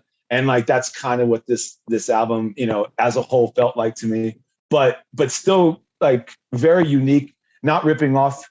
And I really think from like my three favorite songs on this EP are Negation number 2, Epiphany, and then an Alienation as well. But that's not to say that the rest of the EP isn't awesome. It really is. But I'd say that's very interesting because that's not the song I selected to play. Oh, really? Okay. Yes. Yeah. None of those songs are the song I selected to play. But I agree with everything that you're saying. I think one thing that really impresses me about this record is they've always been a band that have been able to, and you've touched on it already as well, but they've End of Chapter was a record that worked because they were, it had so many great memorable riffs, which is, in this day and age is not easy to do anymore because, a lot of bands either don't do riffs or they don't build a song around an actual riff, where these guys do. And they seem to sort of find ways to squeeze creativity out of a formula that, for all intents and purposes, has been done thousands of times. Right. And yet they still somehow make it sound like their own. I think the other thing that I like about the record, they seem to have got a little bit of swagger to them on this album, on this EP at least, which they didn't have on End of Chapter. And my favorite song on the record, Lethargy, is where that really comes to the fore. I mean, it's almost like a little bit of like black and roll thing, but they do it in such a way that it doesn't sound like, sometimes black and roll to me, this is part of why I don't like Cavell Attack. It sounds cheerful. I don't like cheerful music. Right. This still retains the Audacious spirit and vibe, but it's got that swagger to it, and I fucking love that. I think that to me is like one of the greatest triumphs of the record. On top of the fact that, just as a side note, I love the production. I think that's excellent, and the fucking album cover is stunning. So some of the, I mean, this year has been awash with just incredible album covers. Like if you buy physical media and you still buy vinyl and you buy CDs and stuff, I mean, you're in hog heaven this year. Yeah, I really like this one, and I'm excited to see what they do next. Just everything stands out to me on this album as it was well thought out. I mean, I'm impressed with the different techniques that they use on the guitars.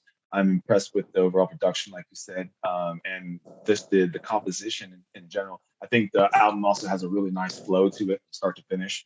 I like the ending on Alienation, and I like that slow, drony sort of intro, like that I mentioned, kind of reminded me of Godspeed You Black Emperor. I think everything works really well, and I think the album art too reflects the album, which is sometimes you get in this genre, you get like really cool artwork, but it just doesn't really match the vibe overall of the music. But I think this, even though it's just like the bust of a head, like just something about, because like the album does feel desperate, and I think that artwork also, there's some disparity in that artwork just because it is so basic and bare.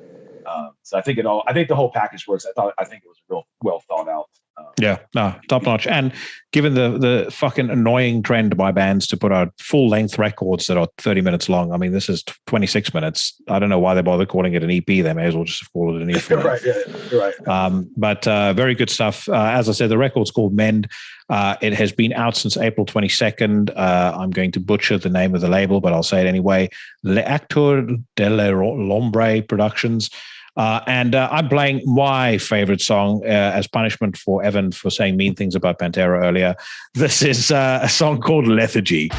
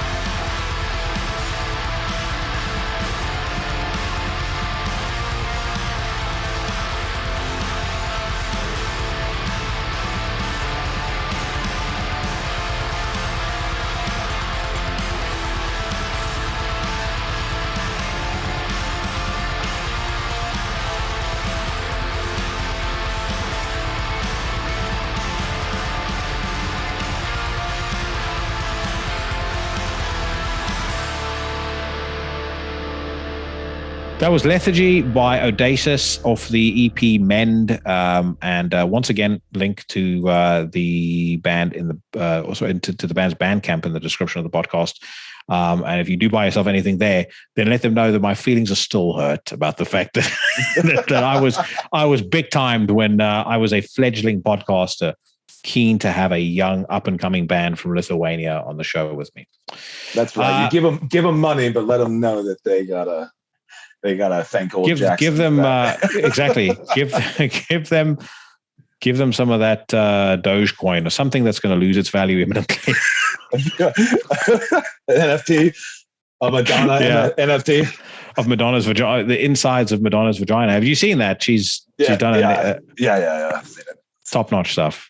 Jesus, so that's the thing, right? You can talk about the weird people in metal all you want, but I've yet to see a metal person do an NFT of the inside of their fucking urethra or the smell of their penis. Like, Gwyneth Paltrow had those vagina smell candles that she did. That's weird. That's people that should be in an insane asylum. But, all right, you up for doing some news, mate? Absolutely. Yeah, I'm going to follow your lead. Let's check this out. So first big one, and by the way, we were talking about controversial stuff earlier. For some reason, the only episode that I've ever really gotten any lip over was having Brock on. And I will say this again for the record: I think Brock's a fucking badass. I regard him as a friend. He will be welcome on the podcast forever, and anyone who has a problem with that can fuck right off. So he was extremely well spoken, and he was quite intelligent as well, and highly intelligent, great dude. Yeah, one of my more favorite. I mean, I love every episode, of course, and I love all your guests.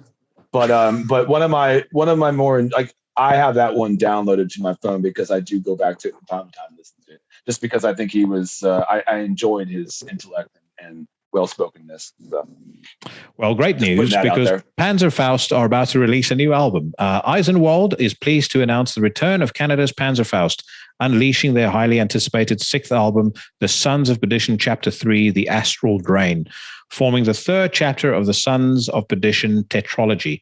Produced by Greg Dawson at BWC Studios in Kingston, Ontario, and mastered by Sergei Lazar at CDM Records.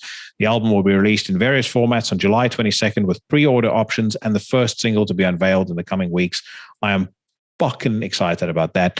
I like the album cover as well. It looks magnificent. That's great looking.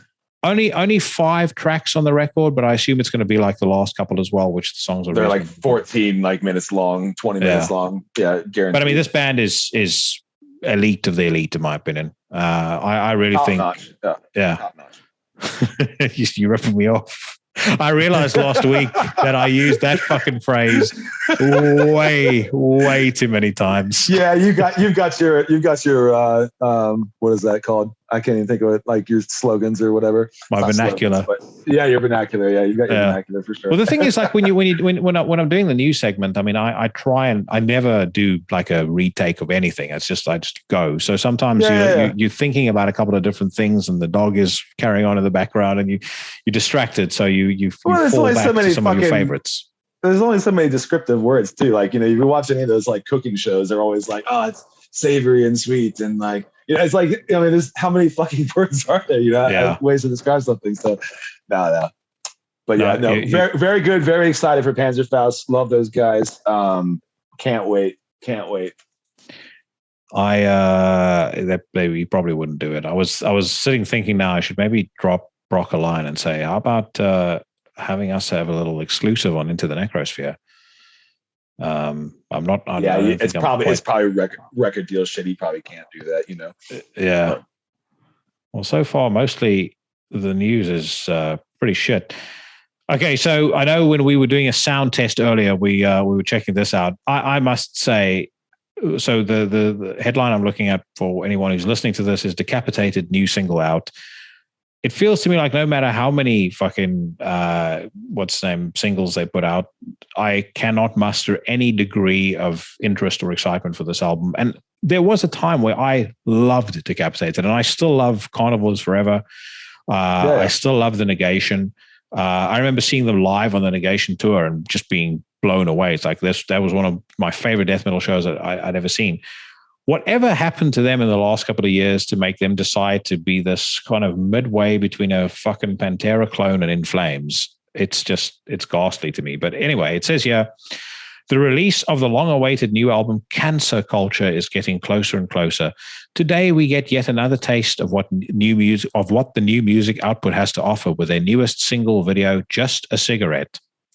That to me is also a problem. I don't like song titles like that, Just a Cigarette. But what are your thoughts on Decapitated before we listen to this tune? Well, Carnival's Forever and The Negation both were awesome albums. I saw them tour for both of those albums, except for, I saw them on Carnival's Forever, and then I was supposed to see them for The Negation. I think it was around The Negation when, but their drummer had gotten into a car accident and died. So instead, Amon and Marth did like a 2-hour show, and they didn't end up playing. But I did like them back in the day, and I know they were one of those bands when I was first getting into metal that were like pushing the envelope on drumming in particular. And like we used to just me and my buddy Tom would like drive around listening to it was, snares were getting faster, kicks were getting faster, and like this had a really, they were a good band, liked them a lot. And then I don't know, they just became sort of uninteresting to me after a while. It was kind of this same old. And then nowadays, like you said, you couldn't have said it better. It's going into the In Flames like territory, and that's all well and good, but it's just not what I'm into. So I don't really. That's the thing. I think you've just hit the nail on the head. My big gripe with Decapitated and the direction that they've taken as a band is they used to be such a distinct, unique band, and they were pushing the envelope. I feel creatively, they were pushing it from an heaviness and extreme perspective. There were just so many things about them that made them unique and that made them interesting. And it got me excited for any time that they release a new record. And then for whatever reason, as of the last record, they just decided we're going to be just a fucking nondescript bargain basement band. I mean, they seem to be making like choices like that because they didn't the vocalist and another member start like a hip hop thing. Like really? Yeah, it was real bad too. It was real bad. It was like Twisted style hip hop. Like the Insane Clown Posse guys. Twisted. It was like that kind of stuff. And I can't remember what it was called. And I don't think it lasted very long. But they seem to be like, I don't know, maybe they're having an identity crisis because they are older, or maybe they got a lot of legal fees to pay after the sex allegations. So the tour bus scandal. Right. So maybe they have to try and go a little bit more mainstream. I don't know. That was a joke. I think they're probably just getting bored maybe with doing the same thing, or maybe they just don't know how to break those grounds anymore, and so they're just sort of falling in line with their contemporaries. I don't know. Well, let's give Just a Cigarette a spin and see what we think.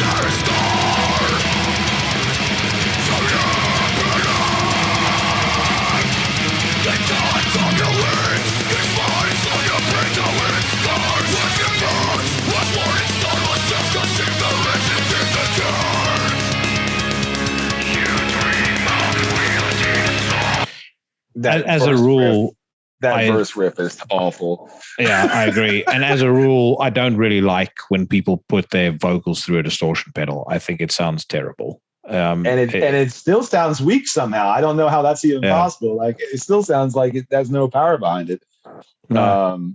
But I mean, the drummer's doing his job. I can say something nice about the track. Like, yeah, I think that drummer is pretty dull, to be honest with you. Like knowing what that drummer is capable of, what he's done there.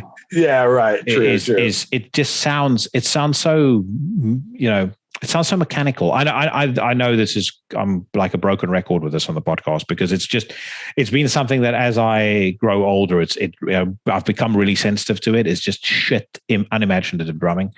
Yeah. And like when you listen to a record like that last Avaturn record, for example, I mean, that's what a fucking, extreme metal drummer needs to sound like, that whoever that is fucking all over the place, super creative. There's constantly rolls, fills, just crazy shit going on.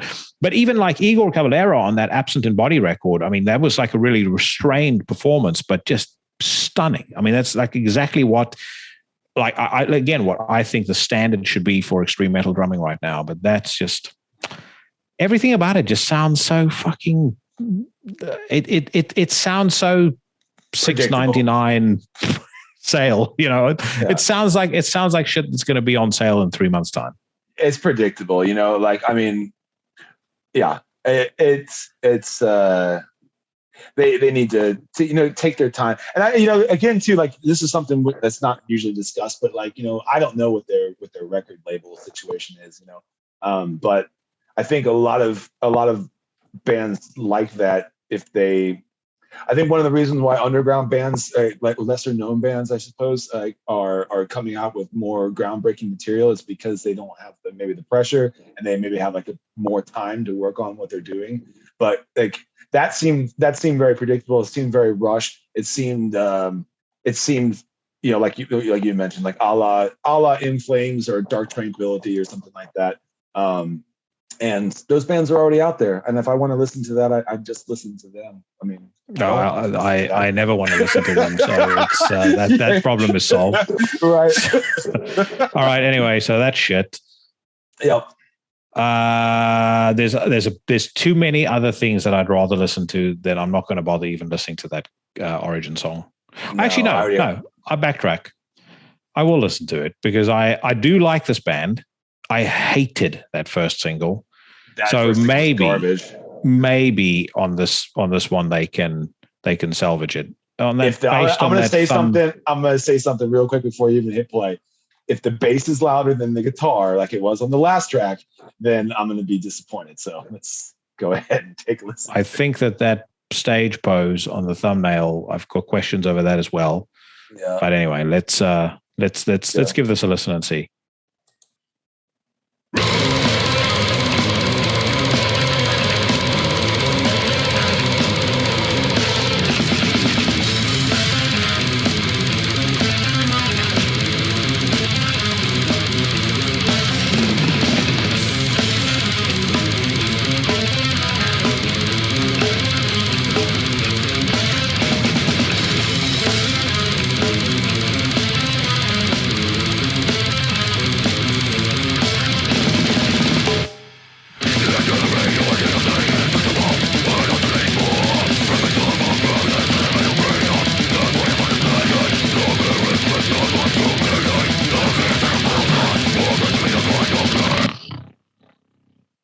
That is fucking abysmal. It's all right.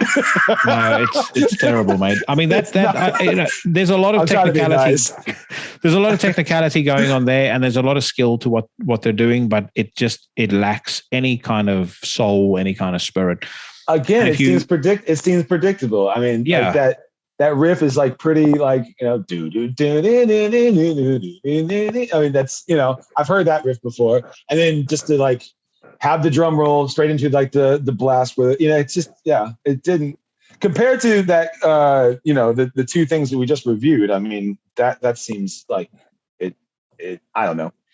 It doesn't seem like a lot of work went into that. Seems very compare this to that single that Werewolves put out the other week. Crushing Heaven's Mandate. I mean, that sounds like, it's not nearly that as technical as that. It is technical. It's not as technical as that. Yeah. But that has fucking, that has teeth, that makes you get that feeling. And that to me is so incredibly important when I listen to any metal, but especially death metal. I need to get that like feeling in the pit of my stomach. Like I need to want to feel like fucking something up. Like I need to feel like I either need to hit the gym or I need to, hit the heavy bag or need to do something. But it has to give me that surge. Like I get that surge from listening to Wrong One to Fuck With. I posted about that on Instagram today. Right. Work of genius. Yes. I get that surge from the first Deicide record. Recently, I've been massively into Covenant again as well. I get that when I hear "Bow to Me Faithfully." I mean, I feel it.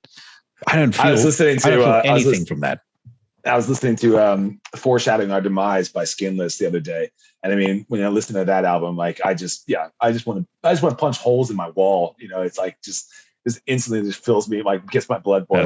That's a great record, and that's the one where they used the Vince McMahon sample on as well, right? They use Vince McMahon. They used Pink Flamingo stuff, like John Waters, it's cool. It's a good album. I know our friend Mike is headed off on tour with Origin. I'm curious to know how the Origin crowd is going to take to Tombs, because it's not a... Yeah, that's interesting. I didn't even think about that, because they are completely polar opposites one. Yeah. But I was going to say this too. It's like, bands like, I feel like, and of course, I'm going to piss off somebody, but what the fuck ever. I feel like bands like Origin and Disgorge, and a lot of those unique leader, bands, they all kind of got, they're all part of that tech death wave, and I think, unfortunate for them, it's like now it's like sort of their calling card, that like Origin's always been known for super fast drums. Same with Disgorge. Both those bands have always they've always pushed the envelope on like the blast beats and like double bass. And so I think like it's like their quote unquote signature sound, but like I don't know. It's like it's signature sound. It's like how am I try to like explain this? Like you can still be like, I feel that you can still be your band, but like take risks. And I think in some of these cases with some of these bands, like these tech bands, that they don't take those risks. They stay in pocket because they're afraid that if they go go too far outside of like the confines of that pocket, that like they won't, get the same audience. And they might be right. I don't know that scene very well. I'm not like super wrapped up in the tech world, but to me, if you listen to one Origin's like song, you kind of like on the album, you kind of hear the whole album. And you know what I mean? And that's not to take away from them as musicians, because I mean, good luck getting me behind the drums and getting me to do anything like that. Like that's never going to happen, But it just, when it comes to craftsmanship and when it comes to songwriting, I think that these bands rely a lot more on their, their technical abilities and less on their songwriting abilities. And that's a shame, because I listen to music to listen to songwriting, Yeah. I would agree with you. And so, one example I think of a band that's highly technical, but, manages to do something different and actually retain that feel, Cryptopsy. Those last two Cryptopsy EPs, I think, were just incredible. I mean, when that sample kicks in, I can't remember if it was in chapter 1 or chapter 2, but like, like this, I think the sample is something like, this is an actual recording of the sounds of hell that I mean, that is fucking badass. Well, Cryptopsy has the added benefit of the fact that the only constant member of that band is the drummer, and every other lineup's been completely different. so of course they're going to have unique sounds, because they've never been the same fucking band. Yeah. I do like their current vocalist. Matt is his name, right? I'm not a fan of him, but I don't hate him either. I don't like metalcore, man, and I don't like that metalcore fucking style of singing. And did you hear his guest vocal on the Werewolves EP? I might have, and just didn't realize it was him. Yeah, you should check it out. It's like the break at the end of the song. He sings something about like, I've waited for so long for the fire to come or something. I'm probably misquoting it, but I also be honest with you too. Like I've only listened to like singles that they've done with him. Last full album I listened to, which is one of my favorite albums by them, is None So Vile, and I haven't. I'm still kind of like the Whisper Supremacy, None So Vile like era of Cryptopsy. Yeah. I used to really like Mike DeSalvo, who did vocals on Whisper Supremacy. He did vocals on And Then You'll Beg as well. Yeah, he was great, and his other little project, the Acurion, that he did was pretty good too. That came out recently. Well, not recently; it's probably a few years old now. But that was pretty good. I like that. Yeah, he's got a good style, singing style. I like him. So that brings us squarely to Behemoth announce and detail new studio album, first single out. I wasn't actually expecting them to do a new album. I don't know why, but I think it's possibly also because. Before you go into it, can I just say something really quick? And again, I'm going to make some enemies. That's fine. Boring. This whole thing is boring. From the artwork is boring. The music video that looks just like every other music video they've done is boring. It's boring. That's what you call a spoiler, because I've not actually bothered to listen to the song yet. I was saving it for our special time together. Sorry, buddy. I happened to call upon it a few days ago. It says here on September 16th, 2022, the mighty Behemoth will unleash their 12th full-length effort titled Opus Contra Natram or Naturum. Boring. 10-piece music output was produced by the band, with mixing handled by acclaimed studio legend Joe Barresi. Alongside unveiled details, you can also check out a music video for the first single of my Herculean Exile. When I saw the song title, the first thing I thought about was, in The Nutty Professor, where Mrs. Clump goes, Hercules, Hercules, Hercules. Yeah. That's what I thought about. Yeah. By the way, just looking at this album cover, that is a straight up ripoff of Slayer. Thank you. That's what me and Tom, my buddy, were talking about this album, and we said that's the divine. What's it? God Hates Us All. Yeah, God Hates Us All. Right. Yeah. And they put out a T-shirt that looked similar to this, and I know this because I had that T-shirt, and my mom had a fucking fit when she saw it. But yeah, so just throwing that out there. But okay. Shut Go the ahead. fuck up. So let's listen to this song. All right.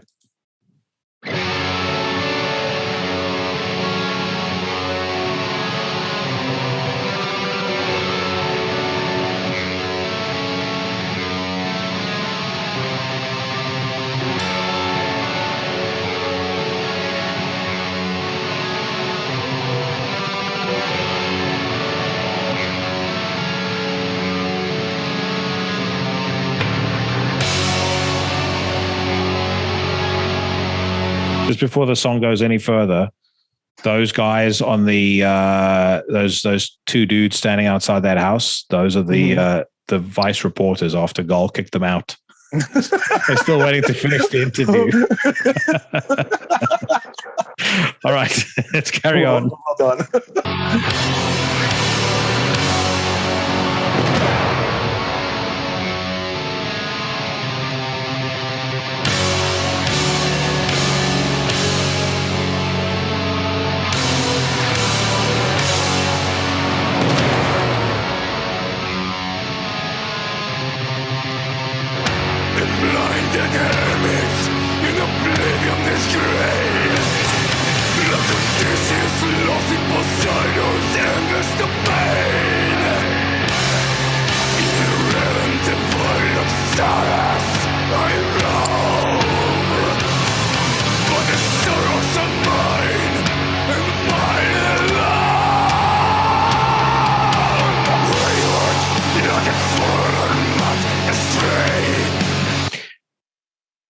I don't hate it. You don't hate it? No, I don't. I can tell you from the right off the bat, it's not. I don't have the same excitement about it that I had of, like, if we're talking about bigger names, like, I mean, you saw the my reaction to the Bluthaus Nord single where I lost the power of speech. It's not. I don't feel about it like that, but it's not bad. I just feel like they once they started doing like the blow your trumpets Gabriel shit, and like, I just feel like that's just their stick now, is like this mid tempo freaking Nurgle, like spouting all these I don't know. It's just, I don't know. It just didn't do it for me. I missed the apostasy, demigod, those key occultists Behemoth. I will definitely say they have not done a song that's done more for me in their entire career than At the Left Hand of God. Like, to me, that's like that's Behemoth at their absolute best. Yeah. I didn't like The Satanist. I hated it, as a matter of fact. I didn't mind the last record, but what ruined the record for me completely, and I'll say I'll do it for the benefit of everybody who laughs at it when I do it. Jesus Christ. As soon as I heard that, I was immediately, the record went from like 8 out of 10 to -8 out of 10. And it had to claw its way back from there. It managed to get back up to a reasonable level, but I was going to say, thankfully that part's only in the beginning of the album, so you can get past it pretty quickly. But like, I did listen. I loved You at Your Darkest was not bad. I didn't mind that, and I'm not going to sit here and like say I'm not a Behemoth fan. Like, I'm totally a Behemoth fan. They come around. I'll probably see them. I've seen them probably like 5 times. I'll probably see them another 2 or 3 times before they call it quits. But it just doesn't really do it for me. I just want more. It's just like a lot of buildup to for a real short like reward, and that's just, to me, I don't know. I just don't dig it. I get bored with it. I want more. I don't know. Like, to me, like bands like Panzerfaust and stuff like that, like they're the ones that are like making really exciting stuff, and they have all that preachy shit in it too. They have like the slow build-ups and shit like that, but I don't know, it's just done differently. I think I'm just overwhelmed. I think I'm just burnt out on Behemoth and old Adam Darsky and him in that hat. Like, I'm just tired of all of it. Him in that hat. Yeah, I think it's very interesting to me because it's something I've spoken about a lot on the podcast, the innovation curve, and like every single year the bar gets raised and raised and raised. It's always interesting to see over the course of a year who falls behind. And I do feel like, and many probably will disagree with me on this, but I do feel like Behemoth have fallen behind. You compare them to Panzerfaust, compare them to Bluthaus Nord, and I know it's not direct comparisons, but just in terms of, I have 24 hours in a day, and of that I sleep for 8, work for a significant chunk of it, so I have a limited amount of time that I can listen to music. What am I going to turn on immediately? Will it be Of My Herculean Exile, or will it be that new Avaturn record, which to me is just one of the most mind-bendingly brilliant things I've heard I've heard this year.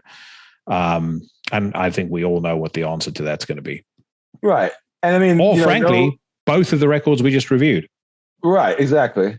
Yeah. I mean, and I get it for the aesthetic value. I get it for the, Nurgle, he's trying to put on a show, and like, they're very much showmans these days. I mean, that's why, like, all the music videos are like, cinema quality, and like you go see their live performances. It's very much, and that's, in a lot of ways, that's awesome. Cause like, I like getting my money's worth when I go see a show, but it doesn't translate well to, at least for me, to a sit down listening album. I want, when I'm driving in my car, I don't want like 6 minutes of just like the same chord being picked out and Nurgle just like, like speaking Latin to me, with no fucking like actual like song being played. It's just like a long intro. I just get tired of it. But live, it's awesome. It's super cool live, So yeah, I don't know. There are also a lot of like very boring tropes that he keeps wheeling out. Well, speaking Latin is one of them. I'm fucking sick and tired of bands doing that. I really am. Now, question is: you mentioned your car. Do you drive a swanky a car as the Polyphia guys? Polyphia, yeah. I don't know who Polyphia are. I've never heard them. They're a bunch of young kids that'll make you, if you're a guitar player, or make you want to break your guitar in half. I've seen them live one time with this other band called Chan in Santa Cruz, California. They're really, really good. They're instrumental stuff, though. It's kind of like, it's got more of a heavy metal, not heavy metal. It's got more of a heavy sound to it, but it's still very much so like Steve Vai kind of music.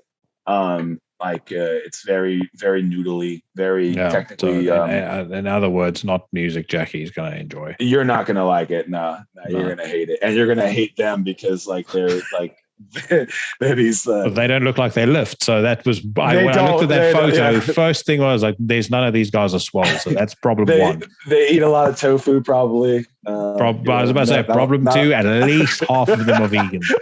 That's another issue. So yeah, but they are very, I will say that they are very technically proficient, and I was impressed by their musical abilities, but I will not listen to them or have no desire. So let's listen to one more, and then we'll move on to the Democrats' Guide to Rock Music. So I know that Katie has been raving about this. Deathwhite, I haven't heard White this. Sleep track. Enigmatic dark metal outfit Deathwhite will be releasing their third full-length Grey Everlasting on June 10th via Season of Mist. The band is now sharing their emotional new single, White Sleep. Deathwhite commented, "It's our utter distinction to share the third single from Grey Everlasting, White Sleep. Like Earth Tomb, White Sleep explores new territory, most notably on the vocal front. We've long been wedded to clean vocals, but White Sleep provided the opportunity to try something more aggressive. Let's give it a whirl." Yeah.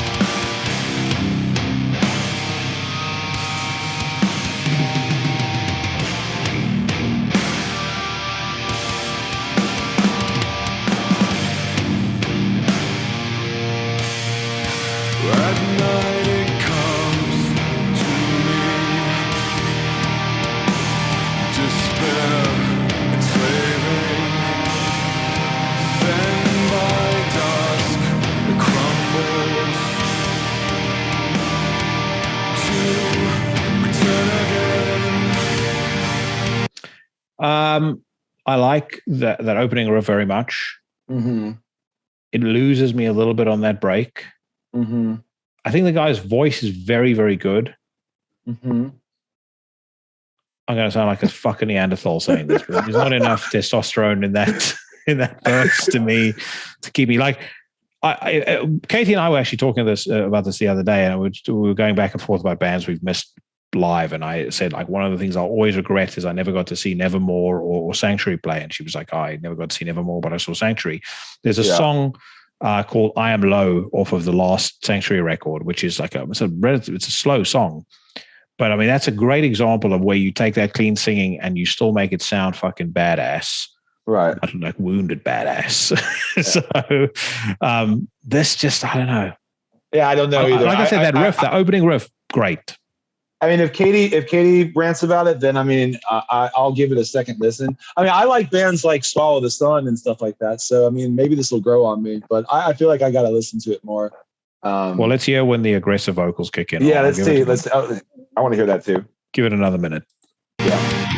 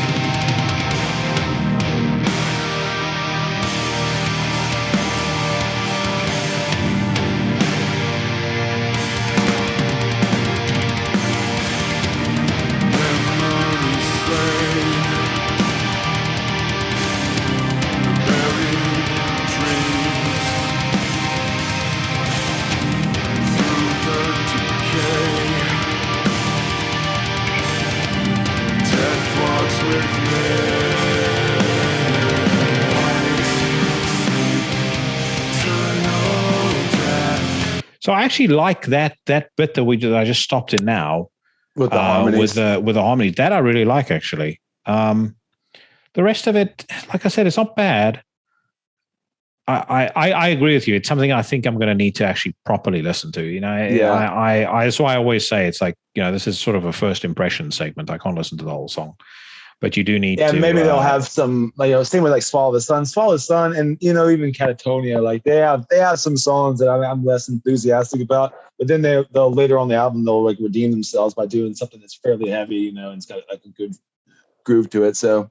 Yeah, I mean, Katie knows her shit, so I don't know if we have the same musical taste, but I'm sure we have similar musical tastes. So I'll give it another listen. Just before we get to what's name, yeah, you can see, by the way, what I spend my time watching on YouTube now.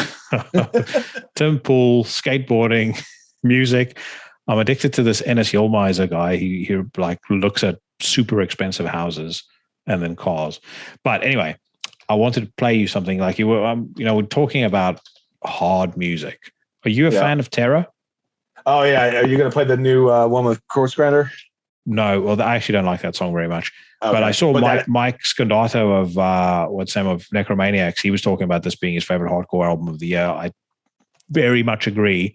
Yeah. Listen to this song and tell me this isn't some of the most badass shit you've ever heard in your entire life. Oh, I love this whole thing. This is great.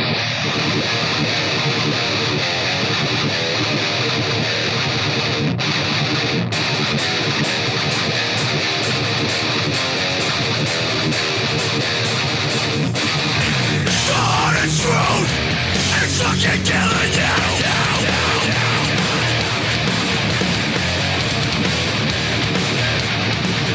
Destruction of my will, but still I fucking stay to find my way through every regret every day.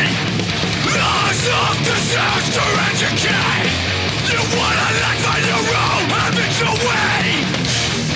You can pure genius. I mean, for anybody that was listening to that, anyone that was listening to that doesn't know that there's a song called "The Hardest Truth," and it's off the new Terror record, "Pain into Power." I mean, I have to criticize them a little bit for only fucking turning in an 18-minute record and calling it an album, right? But by punk standards, that is an album, though. So. Yeah, true. But good God, that is. I mean, it's just so fucking cool. I would love to have Scott Vogel on this podcast. Dude. Actually, speaking of Terror, and I mean, you've probably seen them live many times too. They are one of the most incredibly intense, badass bands you can see live ever. Yeah, oh, absolutely. Yeah. There's a good if anybody listening to this is a hardcore fan and doesn't know, Joe Hardcore, who's the guy that puts on This Is Hardcore Fest in Philly, he has two podcasts he does. One's called The Rule of Three with a guy I know and I can't think of his name right now, the guitar player from Wisdom in Chains. And then he has his own personal podcast just called This Is Hardcore, or it's either American Hardcore or This Is Hardcore. But anyway, he did like an episode talking about Terror that was really cool episode. And if anyone's a Terror fan out there and wants to check that out, I recommend that podcast. And that's a very good shout. I'm going to definitely have to check that out.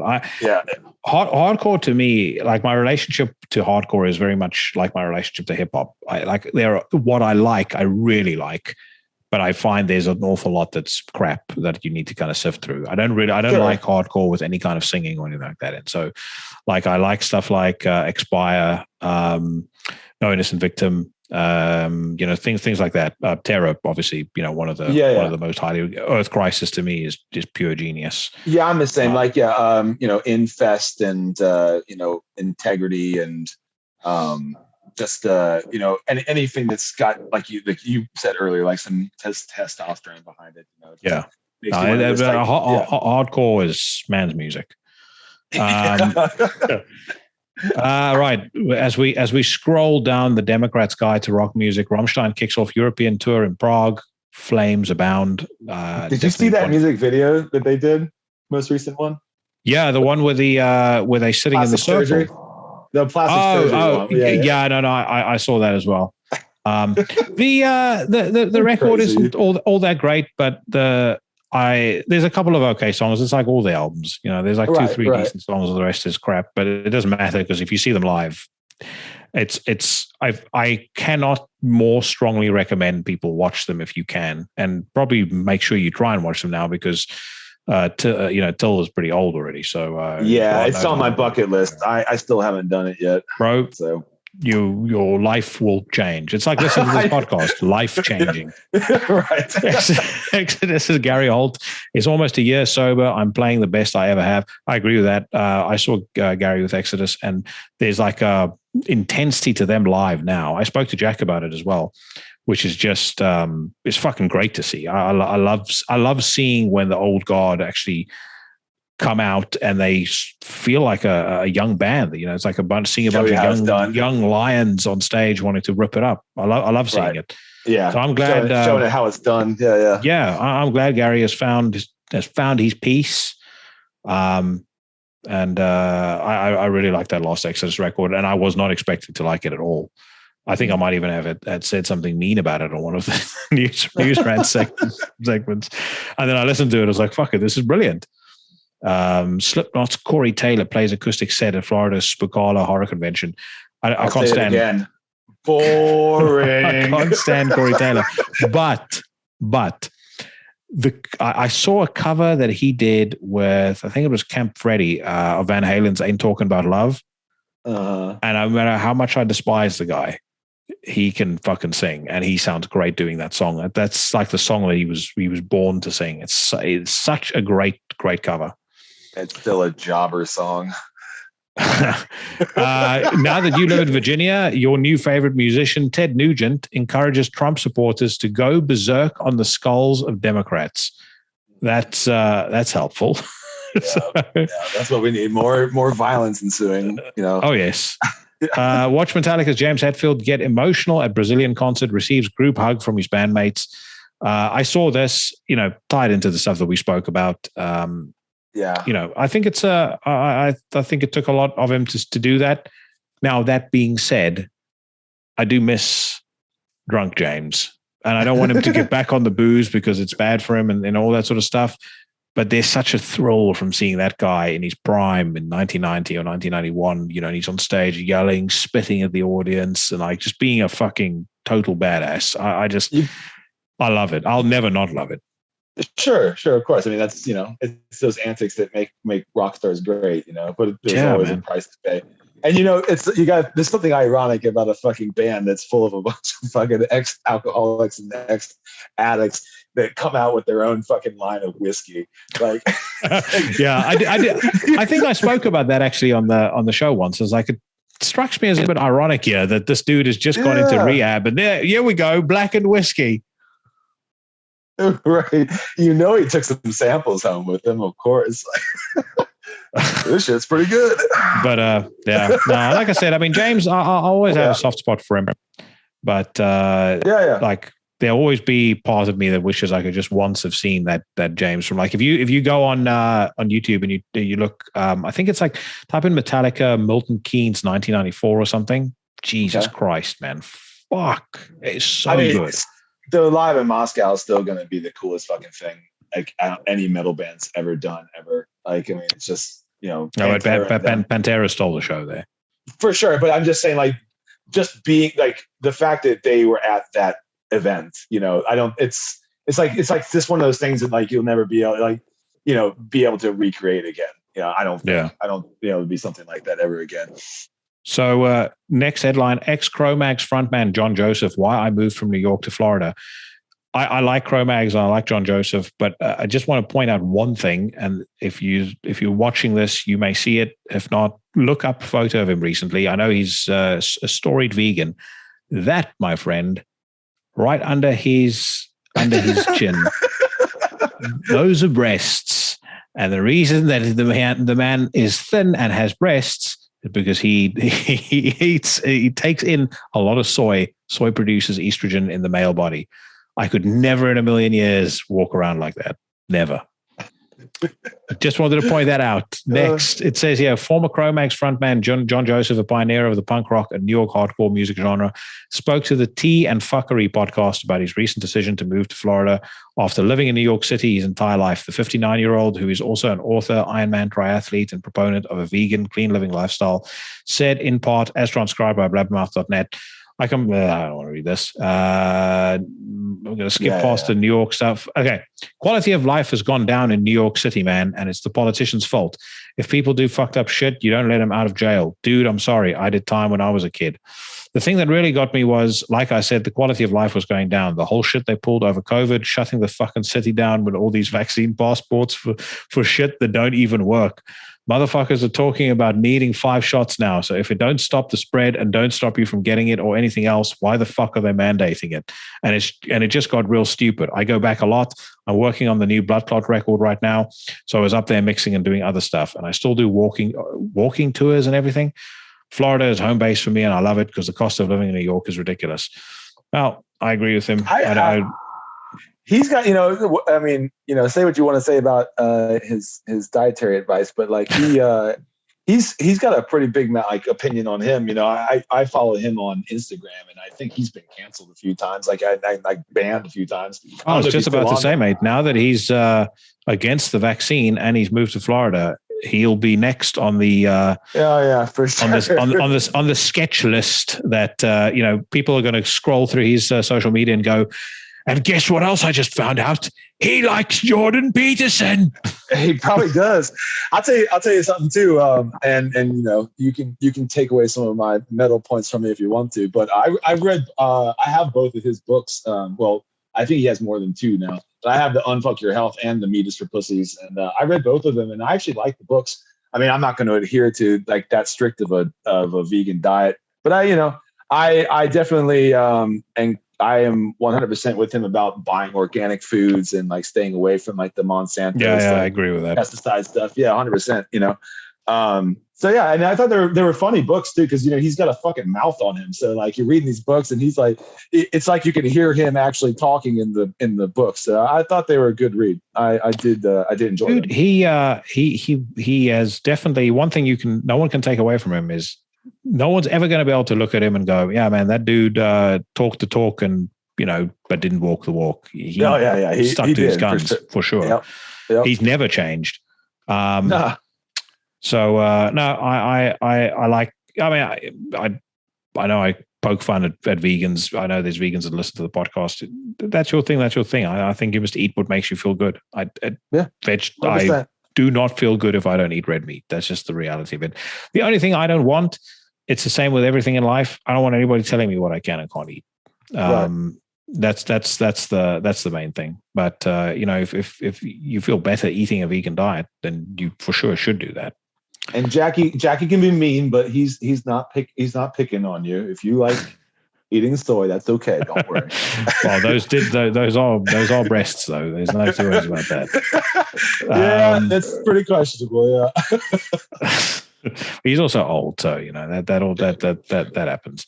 Things start to I don't really think there's much else to talk about. Yeah, all I'm going to just say again, now that I've got somebody to talk to it about, I spoke about it last week, but this insistence of people that metal needs to be accepted by the Grammys and by the Oscars and by the Rock and Roll Hall of Fame, I find to be extraordinarily pathetic. Like, not only do I not care, I don't really want any of that stuff to show any kind of recognition to any of the music I listen to. It's meaningless. This is an outsider scene. It's an outsider style. It'll be popular of its own volition. It'll be, it'll be successful of its own volition. We don't need the same people that think that Green Day is great to tell me that Judas Priest is good and are deserving of praise. They'll just fuck it up. Yeah. And speaking of which, I mean, like you can Judas Priest just got inducted into the Rock and Roll Hall of Fame. Like now, like I mean, like that's how people like that will absolutely fuck it up, because they obviously do not know what deserves to be given awards and what doesn't deserve to be given awards. They'll find a way to fuck it up, and I hope, I hope the man stays out of the underground scene, because it was founded on anti-establishment and fuck the man in the first place. The man. I don't want a bunch of squares fucking like talking to me about like the fucking new fucking Panzerfaust album. Like, nah, fuck you. You guys, I mean, if you like it, that's cool. It's whatever. But like, yeah, I don't like I don't know. Well, my prediction has long been, and I stick by it. I think there will be. It'll be like everything else in society. It'll just kind of have its it'll have its own. Like there'll be scenes that form in tandem. It'll just become like certain bands are not going to tour with certain bands anymore. It'll almost. I mean, maybe not quite as extreme. I don't think people are going to go to shows and get beaten up, but it'll be a little bit like the hardcore and metal divide in the 80s. But I do think that's where it'll end. If it went in the direction of that like crappy, emo, like if there was heavy music out there and it was like more readily available, more readily accepted, and it went in the direction that like artists like Machine Gun Kelly would be just thrown off stage for trying to like even pretend that he's hard, and then that's how it should be though. That's my ideal. That's what I'm saying. Yeah. Well, that's what I'm saying. Like there should, if it went that direction, then I'm cool with it. But I know it's not. They're just going to try to find a way to commercialize it, and they'll just fucking try to find a way to ruin it. They'll have Lady Gaga on stage with Metallica again. Just like shit like that. Was terrible. You know what I mean?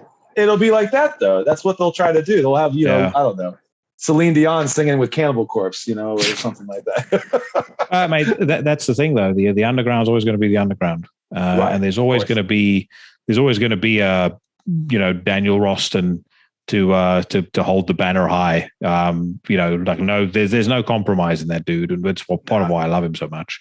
And same with a lot of other great bands. Mayhem, bands like that. They'll be big of their own momentum. There'll be nothing. They won't need any kind of mainstream acceptance to achieve the success that they.